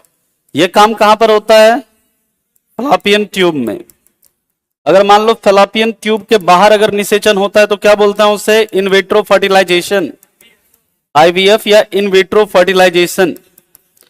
जब किसी में फैलोपियन ट्यूब के बाहर निषेचन हो, फैलोपियन ट्यूब के अंदर होता है तो इन वीवो बोलते हैं, है ना, इन वीवो फर्टिलाइजेशन। और याद रखिएगा, ऐसे जीव या इसे अंतः निषेचन बोलते हैं, उसे बाह्य निषेचन कहते हैं। लेकिन एग्जाम में ना इन वीवो और इन विट्रो ही जनरली आपसे पूछेंगे। अब इन वीवो का मतलब इसमें फैलोपियन ट्यूब के अंदर आपका निषेचन होता है, यानी कि इसमें जो मां के बॉडी के अंदर अंडवाहिका में क्या होगा, जाइगोट और स्पर्म का क्या होगा, सॉरी स्पर्म और ओवम मिलकर के जाइगोट बनाएंगे। इन विट्रो में क्या होता है, टेस्ट ट्यूब में, निषेचन जो होता है इसमें क्या होता है आपका, टेस्ट ट्यूब में आपका क्या होता है, निषेचन होता है ना। जैसे टेस्ट ट्यूब बेबी, इसमें निषेचन टेस्ट ट्यूब में होगा, लेकिन जायगोट बनने के बाद उसे मां के यूटरस में क्या कर देते हैं, इम्प्लांट कर देते हैं, और बेबी का डेवलपमेंट कहां पर होता है, टेस्ट ट्यूब में ही होता है। और विश्व की पहली टेस्ट ट्यूब बेबी कौन, लुई ब्राउन, है ना। भारत की दुर्गा, दुर्गा का पूरा नाम क्या था, मैन नाम क्या था, सब भूल गए, नहीं अग्रवाल, कौन सा अग्रवाल चलिए कोई नहीं, ठीक है। अब हम लोग देखो ध्यान से समझना, यहां पर एक कई बार आपसे पूछा जाता है कौन कौन से ऐसे जीव हैं जिनमें एक्सटर्नल फर्टिलाइजेशन होता है। एक्सटर्नल फर्टिलाइजेशन, अनुप्रिया अग्रवाल नाम था, याद रखिए, है ना। एक्सटर्नल फर्टिलाइजेशन यानी बाह्य निषेचन किनमें होता है, तो याद रखना यहां पर 3 आपको याद रखना है जो आपके एग्जाम के लिए इंपॉर्टेंट है, फिश, फ्रॉग और स्टारफिश। फिश, फ्रॉग और स्टारफिश, ये जो है आपका क्या है, बाह्य निषेचन होता है इन जीवों में। और बाकी आपको ट्रू फिश फॉल्स फिश वाला बताया था ना, रेजर से कटने पर क्राई मत करो, सिल्वर जेल लगाकर स्टार लाइक चमको, लोग तुम्हें क्या करेंगे, हक करेंगे, ठीक है। तो ये आप याद रखिएगा, सारा आपका ट्रू फिश फॉल्स फिश जो है खत्म हो जाएगा। निम्न में से मानव शरीर की लंबी कोशिका कौन सी है, तो दैट इज तंत्रिका कोशिका। ये याद रखिएगा, आरबीसी, रेड ब्लड सेल है ना, ये इसी को हम लोग क्या बोलते हैं, एरिथ्रोसाइट। इसमें याद रखिएगा क्या नहीं होता है, इसमें केंद्रक नहीं होता, केंद्रक नहीं होता, एक्सेप्शन है ऊंट और लामा। एक्सेप्शन क्या है इसका, ऊंट एंड लामा, यह अपवाद है। इसमें याद रखना इसका जो शेप होता है कैसा होता है, डिस्क शेप का, जैसा प्लेट होता है ना, प्लेट जैसे आकार का होता है वैसा ही होता है, लेकिन दोनों तरफ क्या होता है, धसा हुआ, बाई कॉन्केव होता है, दोनों तरफ से क्या होता है, चिपटा होता है, दोनों तरफ से धसा हुआ होता है। आरबीसी जो है इसका निर्माण कहां पर होता है, तो ये भी आप याद रखना, लाल अस्थि मज्जा, रेड बोन मैरो। और इसकी जो संख्या है ना, ये किससे मेजर करते हैं, याद रखना, हेमोसाइटोमीटर, एक यंत्र आता है जो आरबीसी को मेजर करने के लिए होता है, उसका नाम क्या है, हेमोसाइटोमीटर। इसकी संख्या कितनी होती है, तो ये आपको याद रखना है, अराउंड 50 से 55 लाख पर क्यूबिक एमएम, यानी 1 ml ब्लड में, 1 ml ब्लड में जो इसकी संख्या होती है 50 to 55 लाख होती है। बाकी आरबीसी का काम क्या है आपको पता ही होगा, इसका काम क्या है, ऑक्सीजन का परिवहन करना, है ना। और जो आपका आरबीसी का जीवन काल 120 दिन होता है, डेथ कहां पर, स्प्लीन में होता है ना, प्लीहा में। और प्लीहा को इसलिए क्या कहते हैं, आरबीसी का कब्रगाह, है ना। प्लीहा को ही blood bank of human body, मानव शरीर का रुधिर बैंक भी कहते हैं। आरबीसी अगर कम हो जाता है तो अनीमिया होता है, आरबीसी अगर ज्यादा होता है तो याद रखना पॉलीसीथेमिया होता है। क्या होता है, पॉलीसीथेमिया। और अगर आरबीसी ज्यादा नष्ट होने लगे, याद रखिएगा, अगर आरबीसी ज्यादा नष्ट होने लगे तो उससे एक बीमारी होती है थैलेसेमिया, जो कि एक कैसा रोग है, अनुवांशिक रोग है, जेनेटिक डिजीज है और अनुवांशिक रोग है। और याद रखिएगा इसके लिए जो वर्ल्ड थैलेसेमिया डे है वो मनाते हैं कब, 8 मई को। कब मनाते हैं, 8 मई को। और देखिए यहां पर ये जो कौन सेल है, कौन सेल कहां पर मिलती है, रेटिना में, है ना, आंख में, और आंख में भी कहां पर, रेटिना में भी पाई जाती है। कौन सेल का काम क्या होता है, तो ये कलर को आइडेंटिफाई करता है, साथ ही साथ तेज प्रकाश में देखने में हेल्प करता है।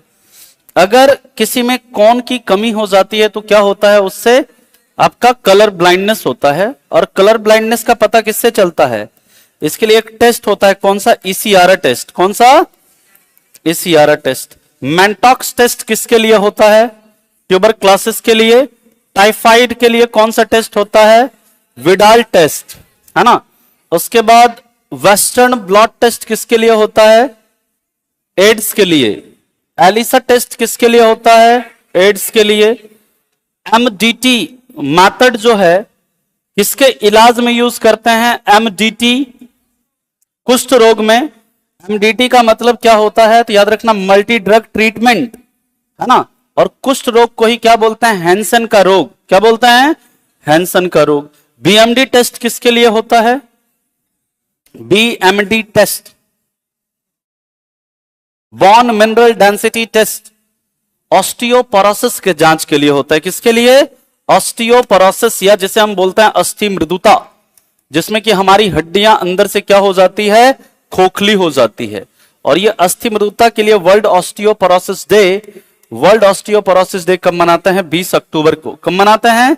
20 अक्टूबर को। अच्छा, ये डब्ल्यूबीसी के बारे में याद रखिएगा, कई बार आपसे सवाल पूछा जाता है कि हमारे शरीर के अंदर कौन सी ऐसी कोशिका है जो कि अमीबा की तरह अपना शेप चेंज कर सकती है। तो याद रखना, यह है कौन सा? श्वेत रक्त कोशिका या व्हाइट ब्लड कार्पसल्स, या जिसे हम कहते हैं श्वेत रक्त कणिकाएं। इसी को हम कहते हैं ल्यूकोसाइट। क्या बोलते हैं? ल्यूकोसाइट। और ये क्या करता है? ये जैसे अमीबा है ना, अमीबा क्या है? यूनिसेलुलर है। अमीबा इस तरह से आपका होता है। तो ये क्या करता है? ये अपना शेप बदलता रहता है, क्योंकि इसमें क्या होता है? स्यूडोपोडिया मिलता है, कूटपाद मिलता है, जो कि इसको मूवमेंट में भी हेल्प करता है और साथ ही साथ फूड को निगलने में भी हेल्प करता है ना। तो हमारे शरीर के अंदर श्वेत रक्त कोशिकाएं जो हैं वो भी अमीबा की तरह अपना शेप बदल सकती है ना। अमीबा की तरह क्या कर सकती है? वो अपना शेप चेंज कर सकती है, याद रखेंगे। अमीबा में डाइजेशन कैसे होता है, बता सकते हो? अमीबा में पाचन कहां पर होता है? तो याद रखना, इसमें फूड वैक्यूल्स होता है अमीबा में। कौन सा वैक्यूल? खाद्य रिक्तिकाएं। इसमें क्या होता है? इसमें पाचन होता है। याद रखना, इंपॉर्टेंट है, पूछता है। और अमीबा में जो आपका क्या कहते हैं, रिप्रोडक्शन जो होता है वो कैसे होता है? Binary fission. किससे? बाइनरी फिजन, द्विविखंडन, इसके द्वारा होता है। चलो अगला है स्लाइडन और स्वान द्वारा दिया गया कोशिका सिद्धांत निम्न में से किस जीव पर लागू नहीं होता है? किस पर नहीं लागू होता है? विषाणुओं पर, है ना। चलिए, अच्छा, एक ऐसा विषाणु जो बैक्टीरिया को इन्फेक्ट करता है, ये याद रखिएगा, इंपॉर्टेंट है। जो आपका विषाणु है ना, ये प्लांट को भी इन्फेक्ट करता है, एनिमल को भी इन्फेक्ट करता है, और एक होता है जो कि बैक्टीरिया को इन्फेक्ट करता है। उस विषाणु को बोलते हैं बैक्टीरियोफेज। क्या बोलते हैं? बैक्टीरियोफेज। और ये जो होता है ना, इसी को टीफेज वायरस भी बोलते हैं। ये कहां पर मिलता है? याद रखना, ये गंगा नदी के पानी में मिलता है, और इसी के प्रेजेंस के कारण गंगा नदी का पानी कभी खराब नहीं होता। ठीक है, गंगा नदी के पानी में मिलता है। कौन सा? बैक्टीरियोफेज। तो कई बार पूछा जाता है कि इसमें से कौन सा एक ऐसा, मतलब बैक्टीरियोफेज क्या है, कई बार आपसे सवाल पूछ देता है। तो बच्चे सोचते हैं कि बैक्टीरिया लगा है ना, तो बैक्टीरिया ही होगा, ये जीवाणु ही होगा, है ना। यानी ये सोच लेते हैं कि ऐसा जीवाणु जो वायरस को इन्फेक्ट करता है, लेकिन याद रखिएगा नहीं, ये क्या है? ये ऐसा वायरस है जो किसको इन्फेक्ट करता है? जो बैक्टीरिया को इन्फेक्ट करता है, बैक्टीरियोफेज।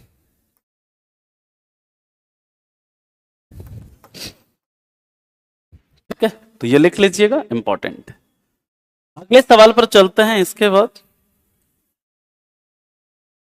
विषाणु में डैश उपस्थित होता है। अच्छा, पीछे कर।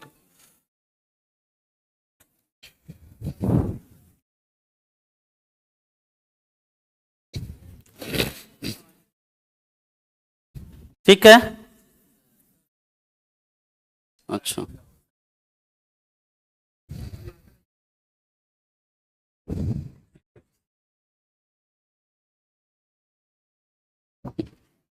चलो इसका अब अगले सवाल पर चलते हैं।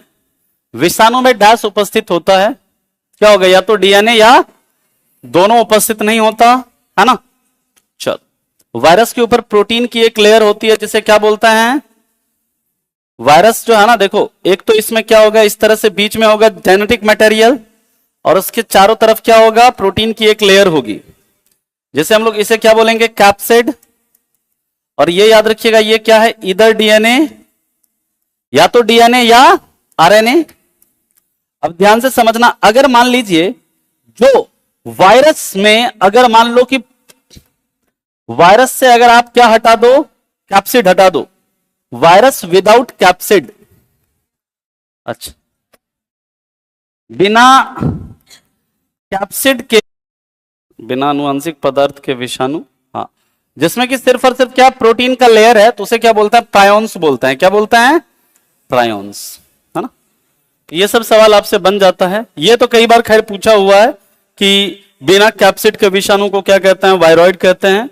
कई बार पूछा वायरॉइड टर्म किसने दिया, टीओ डिनर ने। आपसे पूछता है कि कैप्सिड का जो बेसिक यूनिट क्या होता है, तो कैप्सोमेर होता है। ठीक है, आगे चलें।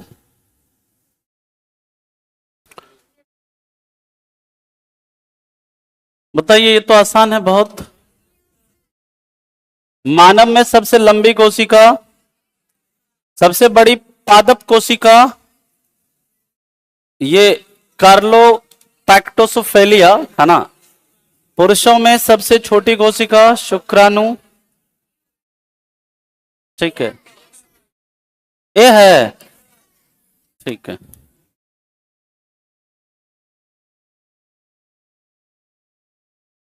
चलो अगला सवाल चलते हैं अब हम लोग। किस उत्तक का मुख्य कार्य शरीर की सतहों को सुरक्षा या अस्तर प्रदान करना है। देखो, सबसे पहले हम लोग बात करते हैं टिश्यू।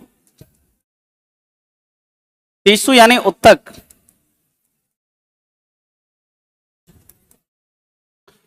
उत्तक का मतलब क्या होता है, ऐसी कोशिका का समूह जिसकी उत्पत्ति, संरचना एवं कार्य समान हो। सबसे पहली बात तो ये, उत्तक हम लोग किसे कहते हैं, ऐसे कोशिकाओं का समूह जिसकी उत्पत्ति, संरचना एवं कार्य क्या हो, समान हो। टिश्यू के उत्तक के अध्ययन को क्या कहते हैं, हिंदी में औतिकी कहते हैं, लेकिन अंग्रेजी में क्या कहते हैं, हिस्टोलॉजी। और एग्जाम में जनरली आपसे हिस्टोलॉजी ही पूछते हैं। और ये हिस्टोलॉजी टर्म किसने दिया, ये टर्म जो हिस्टोलॉजी टर्म है इस क्वाइंड बाय, ये शब्द किसने दिया, तो याद रखना मेयर ने दिया। अर्नेस्ट मेयर नाम था, है ना। बस मेयर भी याद रखोगे चलेगा, ठीक है। लेकिन अगर आपसे पूछा जाए who is father of histology, father of histology यानी औतिकी के पिता, मार्सेलो मालपिगी। क्या नाम है, मार्सेलो मालपिगी।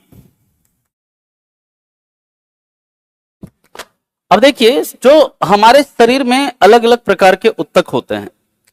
एक उत्तक होता है जिसे हम लोग कहते हैं उपकला उत्तक। उपकला उत्तक जो होता है ये कहां पर मिलता है, हमें स्किन के ऊपर मिलता है, स्किन के ऊपर पाया जाता है ना। और ये जो होता है क्या करता है, हमारे बॉडी को प्रोटेक्ट करने का काम करता है आउटर अटैक वगैरह से, है ना। और ये जो उपकला उत्तक है इसे क्या बोलते हैं, इसे बोलते हैं defence layer of human body, या मानव शरीर की सुरक्षा पट्टी भी कही जाती है कई बार इस उपकला उत्तक को। संयोजी उत्तक जो होता है ना, ये बॉडी के डिफरेंट डिफरेंट पार्ट को कनेक्ट करता है। और ये संयोजी उत्तक जो होता है सॉलिड फॉर्म में भी मिलता है, लिक्विड फॉर्म में भी मिलता है। द्रव फॉर्म में मिलने वाले संयोजी उत्तक कौन है, लिम्फ, लिम्फ यानी लसिका, और साथ ही साथ ब्लड, यानी कि द्रव रूप में मिलने वाला जो संयोजी उत्तक है वो क्या है आपका, लसिका, और याद रखिएगा रक्त।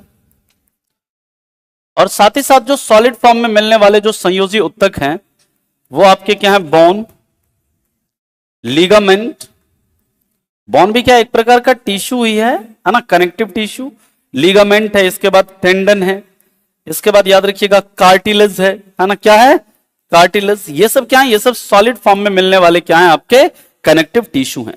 पेशिया उत्तक जो होता है इसमें आपका क्या आता है, मसल्स आती हैं, है ना। मसल्स जो है ये कैसे उत्तक हैं, पेशिया उत्तक हैं। और तंत्रिका उत्तक में क्या आता है, तो याद रखना इसमें आपके नर्व टिश्यू आते हैं, सीएनएस, और क्या आते हैं, पीएनएस आते हैं। Central nervous system, central nervous system में हमारा ब्रेन आता है और स्पाइनल कॉर्ड आता है। और एक पेरिफेरल नर्वस सिस्टम होता है, पेरिफेरल नर्वस सिस्टम में आपका एक आता है क्रैनियल नर्व। क्या आता है, क्रैनियल नर्व जो होता है ये कितना पेयर होता है, 12 जोड़ी। और इसके बाद होता है एक स्पाइनल नर्व जो कि कहां से निकलता है, स्पाइनल कॉर्ड से। स्पाइनल नर्व जो होता है ये कितना पेयर होता है? 31 पेयर, यानी total number of peripheral nerve जो है 31 प्लस 12 कितना? 43 पेयर होता है। ठीक है, तो ये सब जो है आपके डिफरेंट डिफरेंट प्रकार के एनिमल के अंदर मिलने वाले क्या हैं? टिश्यू हैं। अगला क्वेश्चन है कोलाजन फाइबर किस ऊतक में प्रचुर मात्रा में मिलता है? तो देखिए हमारे शरीर के अंदर जो आपका लिगामेंट होता है, लिगामेंट, इसका काम होता है हड्डियों को क्या करना? हड्डियों से जोड़ना। और टेंडन जो होता है इसका काम क्या होता है? हड्डियों को मांसपेशियों से जोड़ना। मसल्स की अगर बात करते हैं तो मसल्स के बारे में मैं हालांकि कई बार आपको यह चीज बताया है, फिर भी आप एक बार सुन लेंगे कि मसल्स की स्टडी को मायोलॉजी कहते हैं। मसल्स की एक्टिविटी चेक करने के लिए क्या होता है? इलेक्ट्रोमायोग्राफी होती है। मसल्स के अंदर जो प्रोटीन होता है मायोसिन और एक्टिन नामक प्रोटीन होता है, जो कि मांसपेशियों को फैलने और सिकुड़ने में क्या करता है? मदद करता है। हमारे मांसपेशियों का जो कलर होता है मायोग्लोबिन के कारण होता है। किसके कारण? मायोग्लोबिन के कारण होता है। हमारे शरीर में मांसपेशियों की संख्या कितनी होती है? 639 होती है। मांसपेशियों की अगर बात करते हैं तो सबसे छोटी मांसपेशी कान में होती है, जिसे स्टेपेडियस बोलते हैं। स्टेपेडियस। सबसे बड़ी मांसपेशी जो होती है हिप यानी कुल्हे की होती है, जिसे हम लोग ग्लूटियस मैक्सिमस बोलते हैं। क्या बोलते हैं? Gluteus Maximus. सबसे लंबी मांसपेशी हमारे जांघ की होती है, जिसे हम लोग क्या बोलते हैं? सार्टोरियस या दीर्घतमा कहते हैं। क्या बोलते हैं? दीर्घतमा। और सबसे अगर आपसे पूछा जाए कि कठोर मांसपेशी किसकी होती है, कहां की? जबड़े की, है ना। तो याद रखिएगा इसका जो सही उत्तर है, यहां पर अगर देखें तो ये जो लिगामेंट और टेंडन है, इस दोनों का निर्माण याद रखना किससे होता है? कोलाजन और इलास्टिन नामक फाइबर से मिलकर होता है। किससे? कोलाजन और इलास्टिन नामक फाइबर से मिलकर होता है। इस लिगामेंट में क्या होता है ना, याद रखिएगा ये जो लिगामेंट है इसमें इलास्टिन ज्यादा होता है कोलाजन से, जबकि इसमें क्या होता है? कोलाजन ज्यादा होता है इलास्टिन से। लिगामेंट जो होता है आपका कैसा होता है? यह हल्का पीला रंग का होता है। कैसा होता है? हल्का पीला। और ये जो होता है कैसा होता है? हल्का, मतलब ये उजला रंग का होता है। ये कैसा होता है? उजला कलर का होता है। एक आता है, एक बीमारी होता है, मतलब बीमारी क्या है? एक कंडीशन होता है मोच। मोच यानी जिसे हम लोग क्या कहते हैं? स्प्रेन। स्प्रेन में क्या होता है? इसी लिगामेंट में क्या हो जाता है? लिगामेंट में खिंचाव हो जाता है। उसी को हम लोग क्या बोलते हैं? स्प्रेन कहते हैं या मोच कहते हैं। इस कोलाजन और इलास्टिन के निर्माण में कौन सा विटामिन हेल्प करता है? Vitamin C. इसलिए इस विटामिन सी को हम लोग क्या कहते हैं? इसे जोड़ने वाले क्या कहते हैं? पदार्थ कहते हैं, या फिर बाइंडिंग सब्सटेंस कहते हैं। और यही वजह है कि ये जो विटामिन सी है हमारे शरीर के अंदर घाव को ठीक करने में भी क्या करता है? हेल्प करता है। वाउंड्स को हील करने में भी क्या करता है? हेल्प करता है। तो कभी भी अगर आपसे ये पूछे कि कौन सा ऊतक हमारे शरीर के अंदर घाव को ठीक करने में हेल्प करता है, तो भी क्या होगा आपका? संयोजी ऊतक हो जाएगा। बात समझ में आ गई? क्लियर है यहां तक? अगला क्वेश्चन है, क्या निम्न में से कौन सा ऊतक घाव भरने? देखिए वही सवाल है, तो कौन सा हो जाएगा यहां पर? संयोजी ऊतक हो जाएगा, है ना। अब देखिए इसके बाद की बात करते हैं ना, तो जो प्लांट्स के अंदर, प्लांट्स में घाव को ठीक करने में, जो घाव को ठीक करने में जो हार्मोन हेल्प करता है, प्लांट्स के अंदर जो घाव को ठीक करने में जो हार्मोन हेल्प करता है वो कौन होता है? ट्रोमेटिन। कौन सा होता है? ट्रोमेटिन। और इसलिए ट्रोमेटिन को क्या बोलते हैं? रिपेयर हार्मोन बोलते हैं। क्या बोलते हैं? रिपेयर हार्मोन कहते हैं। अच्छा, हमारे शरीर के अंदर एक टिश्यू होता है, याद रखना, एरोलर टिश्यू। कौन सा टिश्यू होता है? एरोलर टिश्यू, या जिसे हम कहते हैं वायवीय ऊतक बोलते हैं। ये क्या करता है? ये याद रखिएगा डैमेज्ड सेल को रिपेयर करता है। हमारे शरीर के अंदर डैमेज्ड सेल को क्या करता है? रिपेयर करता है। यह हमारे स्किन और मांसपेशी के बीच में जो गैप होता है ना, उसमें पाया जाता है ना। और इसी को इसलिए रिपेयर टिश्यू भी कहा जाता है। क्या बोलते हैं इसको? Repair tissue. ठीक है, इसका सही उत्तर क्या हो जाएगा? Option A. हाँ, प्लांट में जैसे मान लीजिए कि कभी कट कुट लग जाता है, तो प्लांट वो भी क्या करता है? वो भी अपने आप को रिपेयर करता है ना। तो वो जो रिपेयर करता है तो उसमें कौन हेल्प करेगा? ट्रोमेटिन। बात समझ में आ गई?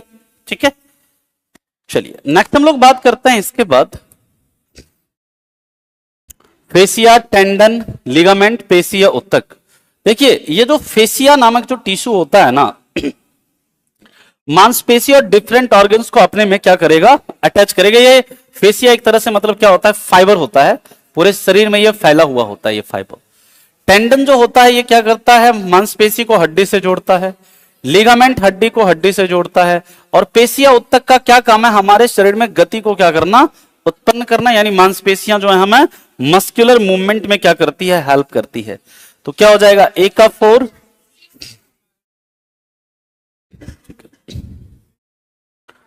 ए का 4, बी का 3, सी का 1, डी का 2, ठीक, सी हो जाएगा। अगले सवाल पर चलते, कह रहा हड्डियों को किस प्रकार का उत्तक पाया जाता है। हड्डी में कौन सा उत्तक है जी, पेशीय उत्तक है कि संयोजी उत्तक है, संयोजी उत्तक है। हड्डियों के बारे में याद रखना, स्टडी को क्या बोलते हैं, ऑस्टियोलॉजी।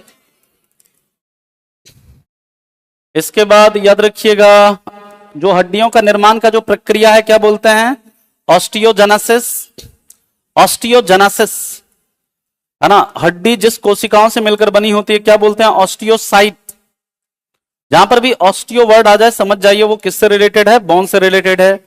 और हड्डी की बात करते हैं तो हमारी हड्डी किस पदार्थ से मिलकर बनी होती है, ट्राई कैल्शियम फॉस्फेट से, ठीक है। कॉलर बोन या ब्यूटी बोन किसे कहते हैं,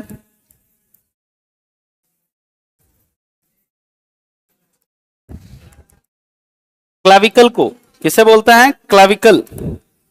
यहां पर जो होती है ये है ना। इसी प्रकार याद रखना, chest bone, breast bone, tie bone, या इसी को बोलते हैं टाई बोन, स्टर्नम। स्टर्नम कहां पर, इधर होता है यहां पर, जिससे हमारी क्या निकली होती है, पसलियां। कितनी जोड़ी पसली निकली होती है, 12 जोड़ी है ना। 12 जोड़ी में 1 से लेकर 7 तक कैसा होता है, ट्रू, ट्रू रिप्स होती है। 8 से लेकर 10 तक कैसा होता है, फॉल्स रिप्स होती है। और 11th और 12th जो होती है कैसी होती है, फ्लोटिंग रिप्स होती है, तैरती हुई पसलियां, ठीक है।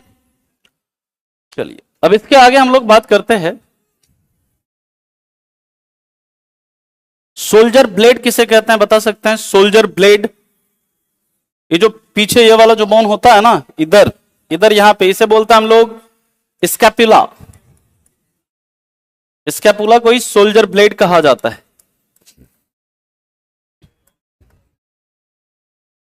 ठीक है। चलिए अब हम लोग बात करते हैं इसके आगे,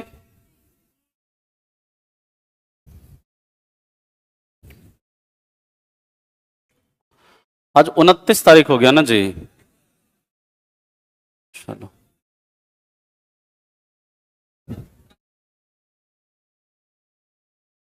हमारे शरीर का सबसे बड़ा अंग कौन सा है, त्वचा है, स्किन है।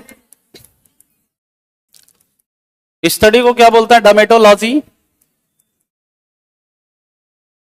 और याद रखिएगा जो स्किन होता है इसका कलर किसके कारण होता है, मेलानिन।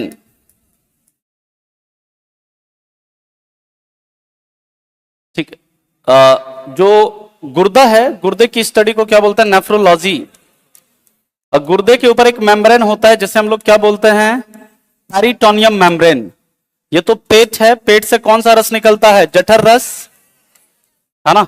और जठर रस जो होता है इसका पीएच मान कितना,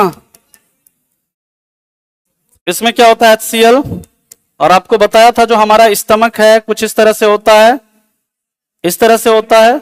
इसके अंदर एक लेयर होती है, क्या बोलते हैं उसको, म्यूकस। क्या बोलते हैं, म्यूकस लेयर, या फिर जैसे बोलते हैं श्लेष्मा झिल्ली। क्या बोलते हैं, श्लेष्मा झिल्ली। ये क्या करता है, HCl के हानिकारक प्रभाव से अमाशय को बचाता है। अमाशय के अंदर जो सबसे पहला हिस्सा होता है इसे क्या बोलते हैं, इसे कार्डियक बोलते हैं, कार्डियक। उसके बाद फंडस, उसके बाद आता है बॉडी, उसके बाद क्या होता है, पाइलोरस। पाइलोरस जो है यही आपका किस में खुलता है, यही आपका छोटी आंत में जाकर के खुलता है। और याद रखना जब छोटी आंत में जब हमारा भोजन अमाशय में होता है, पेट में होता है, तो उसे क्या बोलते हैं, उसे बोलते हैं काइन। क्या बोलते हैं? जब हमारा भोजन माउथ में होता है उसे क्या बोलते हैं, बोलस। ठीक है। और जब हमारा भोजन इस फूड पाइप से गुजरता है तो हमारा ये फैलता सिकुड़ता है, क्या बोलते हैं इस टर्म को, क्रमांकुचन या पेरिस्टालसिस। ठीक है, चलिए। और हमारे शरीर का सबसे बड़ा आंतरिक अंग कौन सा है? लिवर। दूसरा सबसे बड़ा आंतरिक अंग अग्नाशय, है ना, याद रखना। पौधों के विभाज्योतक का मुख्य कार्य क्या है? समर्थन, भोजन बनाना, नई कोशिकाओं का निर्माण, भोजन का परिवहन। देखिए प्लांट के अंदर जो होता है ना, ध्यान से समझिएगा, थोड़ा सा इंपॉर्टेंट है। प्लांट टिश्यू की बात करें, ऐसे एक दिन मैं सोच रहा हूं ये प्लांट आज अभी तो हो नहीं पाएगा, ये सारा प्लांट टिश्यू मैं एक दिन करवा दूंगा आपको, इंपॉर्टेंट है। अभी बस बेसिक आपको थोड़ा बता देता हूं। एक होता है, देखो आपका कैसा टिश्यू होता है, मारिस्टोमैटिक टिश्यू होता है। मारिस्टोमैटिक जिसे कहते हैं विभाज्योतक। इसमें क्या होता है, विभाजन की असीमित क्षमता होती है, इसलिए इसका नाम क्या है, विभाज्योतक। विभाजन की असीमित क्षमता है इसलिए। और यही विभाज्योतक जब डिवाइड करके क्या बनाता है, ये अस्थायी उत्तक का निर्माण करता है। किसका निर्माण करता है? अस्थायी उत्तक। यानी कि अस्थायी उत्तक जो है, परमानेंट टिश्यू जो है, इस परमानेंट टिश्यू का निर्माण किससे होता है? इसी मेरिस्टेमेटिक टिश्यू से ही होता है। बात समझ में आया? अब ये जो मेरिस्टेमेटिक टिश्यू है ये तीन तरह का होता है, एपिकल, लैटरल और कौन सा, इंटरकैलरी। इसे बोलते हैं शीर्षस्थ विभाज्योतक। क्या बोलते हैं? एक होता है पार्श्व विभाज्योतक और एक होता है अंतर्वेशी। कौन सा? अंतर्वेशी विभाज्योतक। समझो, ये किसके लिए, लंबाई, ये किसके लिए, चौड़ाई, थिकनेस, और ये जो नोड्स एंड इंटरनोड, जो गांठ वगैरह जो होता है ना, गांठ वगैरह जो होता है उसके अंदर जो ग्रोथ होता है उसके लिए रिस्पॉन्सिबल होता है। अस्थायी उत्तक जो होता है, इसमें अब देखना, इसमें होता है अलग अलग। एक होता है आपका सिंपल या फिर जिसे बोलते हैं सरल अस्थायी उत्तक। इसका फिर होता है एक पैरेन्काइमा, एक होता है कोलेनकाइमा, एक होता है स्क्लेरेन्काइमा। पैरेन्काइमा जो होता है ये आपका क्या करता है, फूड को स्टोर करता है। ये स्क्लेरेन्काइमा जो होता है ये सबसे स्ट्रांग होता है, सबसे मतलब रिजिड होता है, ये प्लांट को कठोरता प्रदान करता है, ये जो है फ्लेक्सिबिलिटी प्रदान करता है कोलेनकाइमा। कौन? कोलेनकाइमा लचीलापन प्रदान करेगा। ये जो है आपका ये टेंसाइल स्ट्रेंथ, ये उसको मजबूती प्रदान करेगा, कठोरता प्रदान करेगा। कौन? स्क्लेरेन्काइमा, है ना। ये सब बताएंगे आपको, डिटेल में लिखा देंगे एक दिन। इसके बाद याद रखना कॉम्प्लेक्स टिश्यू जो होता है, कॉम्प्लेक्स टिश्यू में एक आपका होता है जाइलम और एक होता है आपका फ्लोएम। जाइलम का काम पता है क्या करता है, ये जल एवं खनिज को किस विधि के द्वारा, केशिकत्व के द्वारा, और ये किसको, फूड को किसके द्वारा, ट्रांसलोकेशन के द्वारा ट्रांसफर करता है। जाइलम फिर बना होता है किससे? जाइलम में होता है क्या क्या, बता सकते हैं? 4 होता है जाइलम में, 4 होता है फ्लोएम में, है?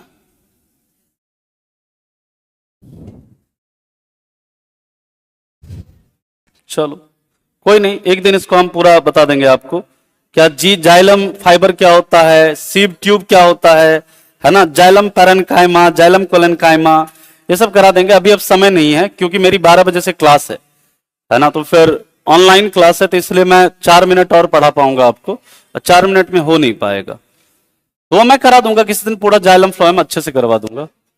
निम्न में से कौन सा समूह सरल अस्थायी उत्तक के उदाहरण है? सरल अस्थायी उत्तक पूछ रहा है। अभी हम लोगों ने पढ़ा ना, कोलेनकाइमा, पैरेन्काइमा और स्क्लेरेन्काइमा। इसको पीसीएस से आप याद रख लेना, पैरेन्काइमा, कोलेनकाइमा, स्क्लेरेन्काइमा।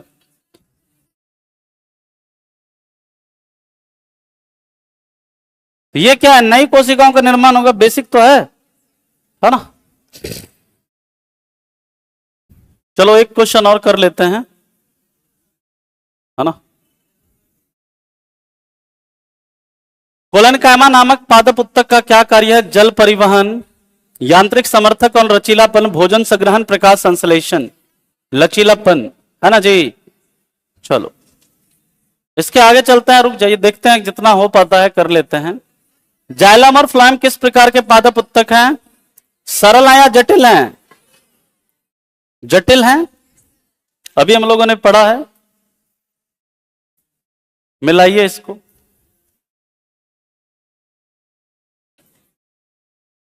एरेनकाइमा जो है जलीय पौधों को तैरने में सहायता प्रदान करता है ना। ये तो डी का क्या हो गया? 4 हो गया, है ना। ये जो आपका स्क्लेरेनकाइमा है ये क्या करता है? कठोरता और मजबूती देता है। कई बार आपसे पूछता है नारियल के अंदर जो कठोरता होता है, जो सबसे उसका बाहर वाला जो हिस्सा होता है, उसमें कठोरता किसके कारण होता है? इसी के कारण। तो ये क्या हो जाएगा बताओ? ए ऑप्शन ही हो जाएगा ना जी। एरेनकाइमा भोजन संग्रहण, कोलेनकाइमा लचीलापन और सहारा देना। ठीक है, आगे बात समझ में? ये सब आप लोग लिख लेना, इंपॉर्टेंट है। नारियल का कौन सा हिस्सा खाते हैं? नारियल कैसा फल है? सत्य फल है। नारियल के छिलके में मौजूद कौन सा ऊतक उसे कठोरता और दृढ़ बनाता है? ठीक है। फ्लोएम का कार्य क्या होता है? खाद्यों का प्रवाह। एक क्वेश्चन ये करके फिर खत्म कर लेंगे हम लोग। पौधों की आयु का अनुमान किससे लगाया जाता है? फ्लोएम में होता है या जाइलम में होता है?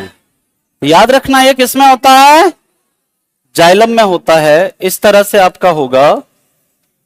और जितना ये एनुअल रिंग का संख्या होता है, वार्षिक वलय की संख्या जितनी होती है, उतना ही उसका क्या होता है? उतना वर्ष एज होता है, उतना ही ईयर क्या होता है? एज, उतना ही वर्ष। मान लीजिए अगर 50 है तो 50 वर्ष, 100 है तो 100 वर्ष। और इस मेथड को क्या बोलते हैं? इस मेथड को डेंड्रोक्रोनोलॉजी क्या बोलते हैं? चलिए, तो बाकी मिलते हैं कल। कल हम लोग 100 पार कर लेंगे। 100 क्या मतलब? कल 125 तक कोशिश करेंगे पहुंचने का, है ना। देखते हैं, शाम में है 3 से 6 है।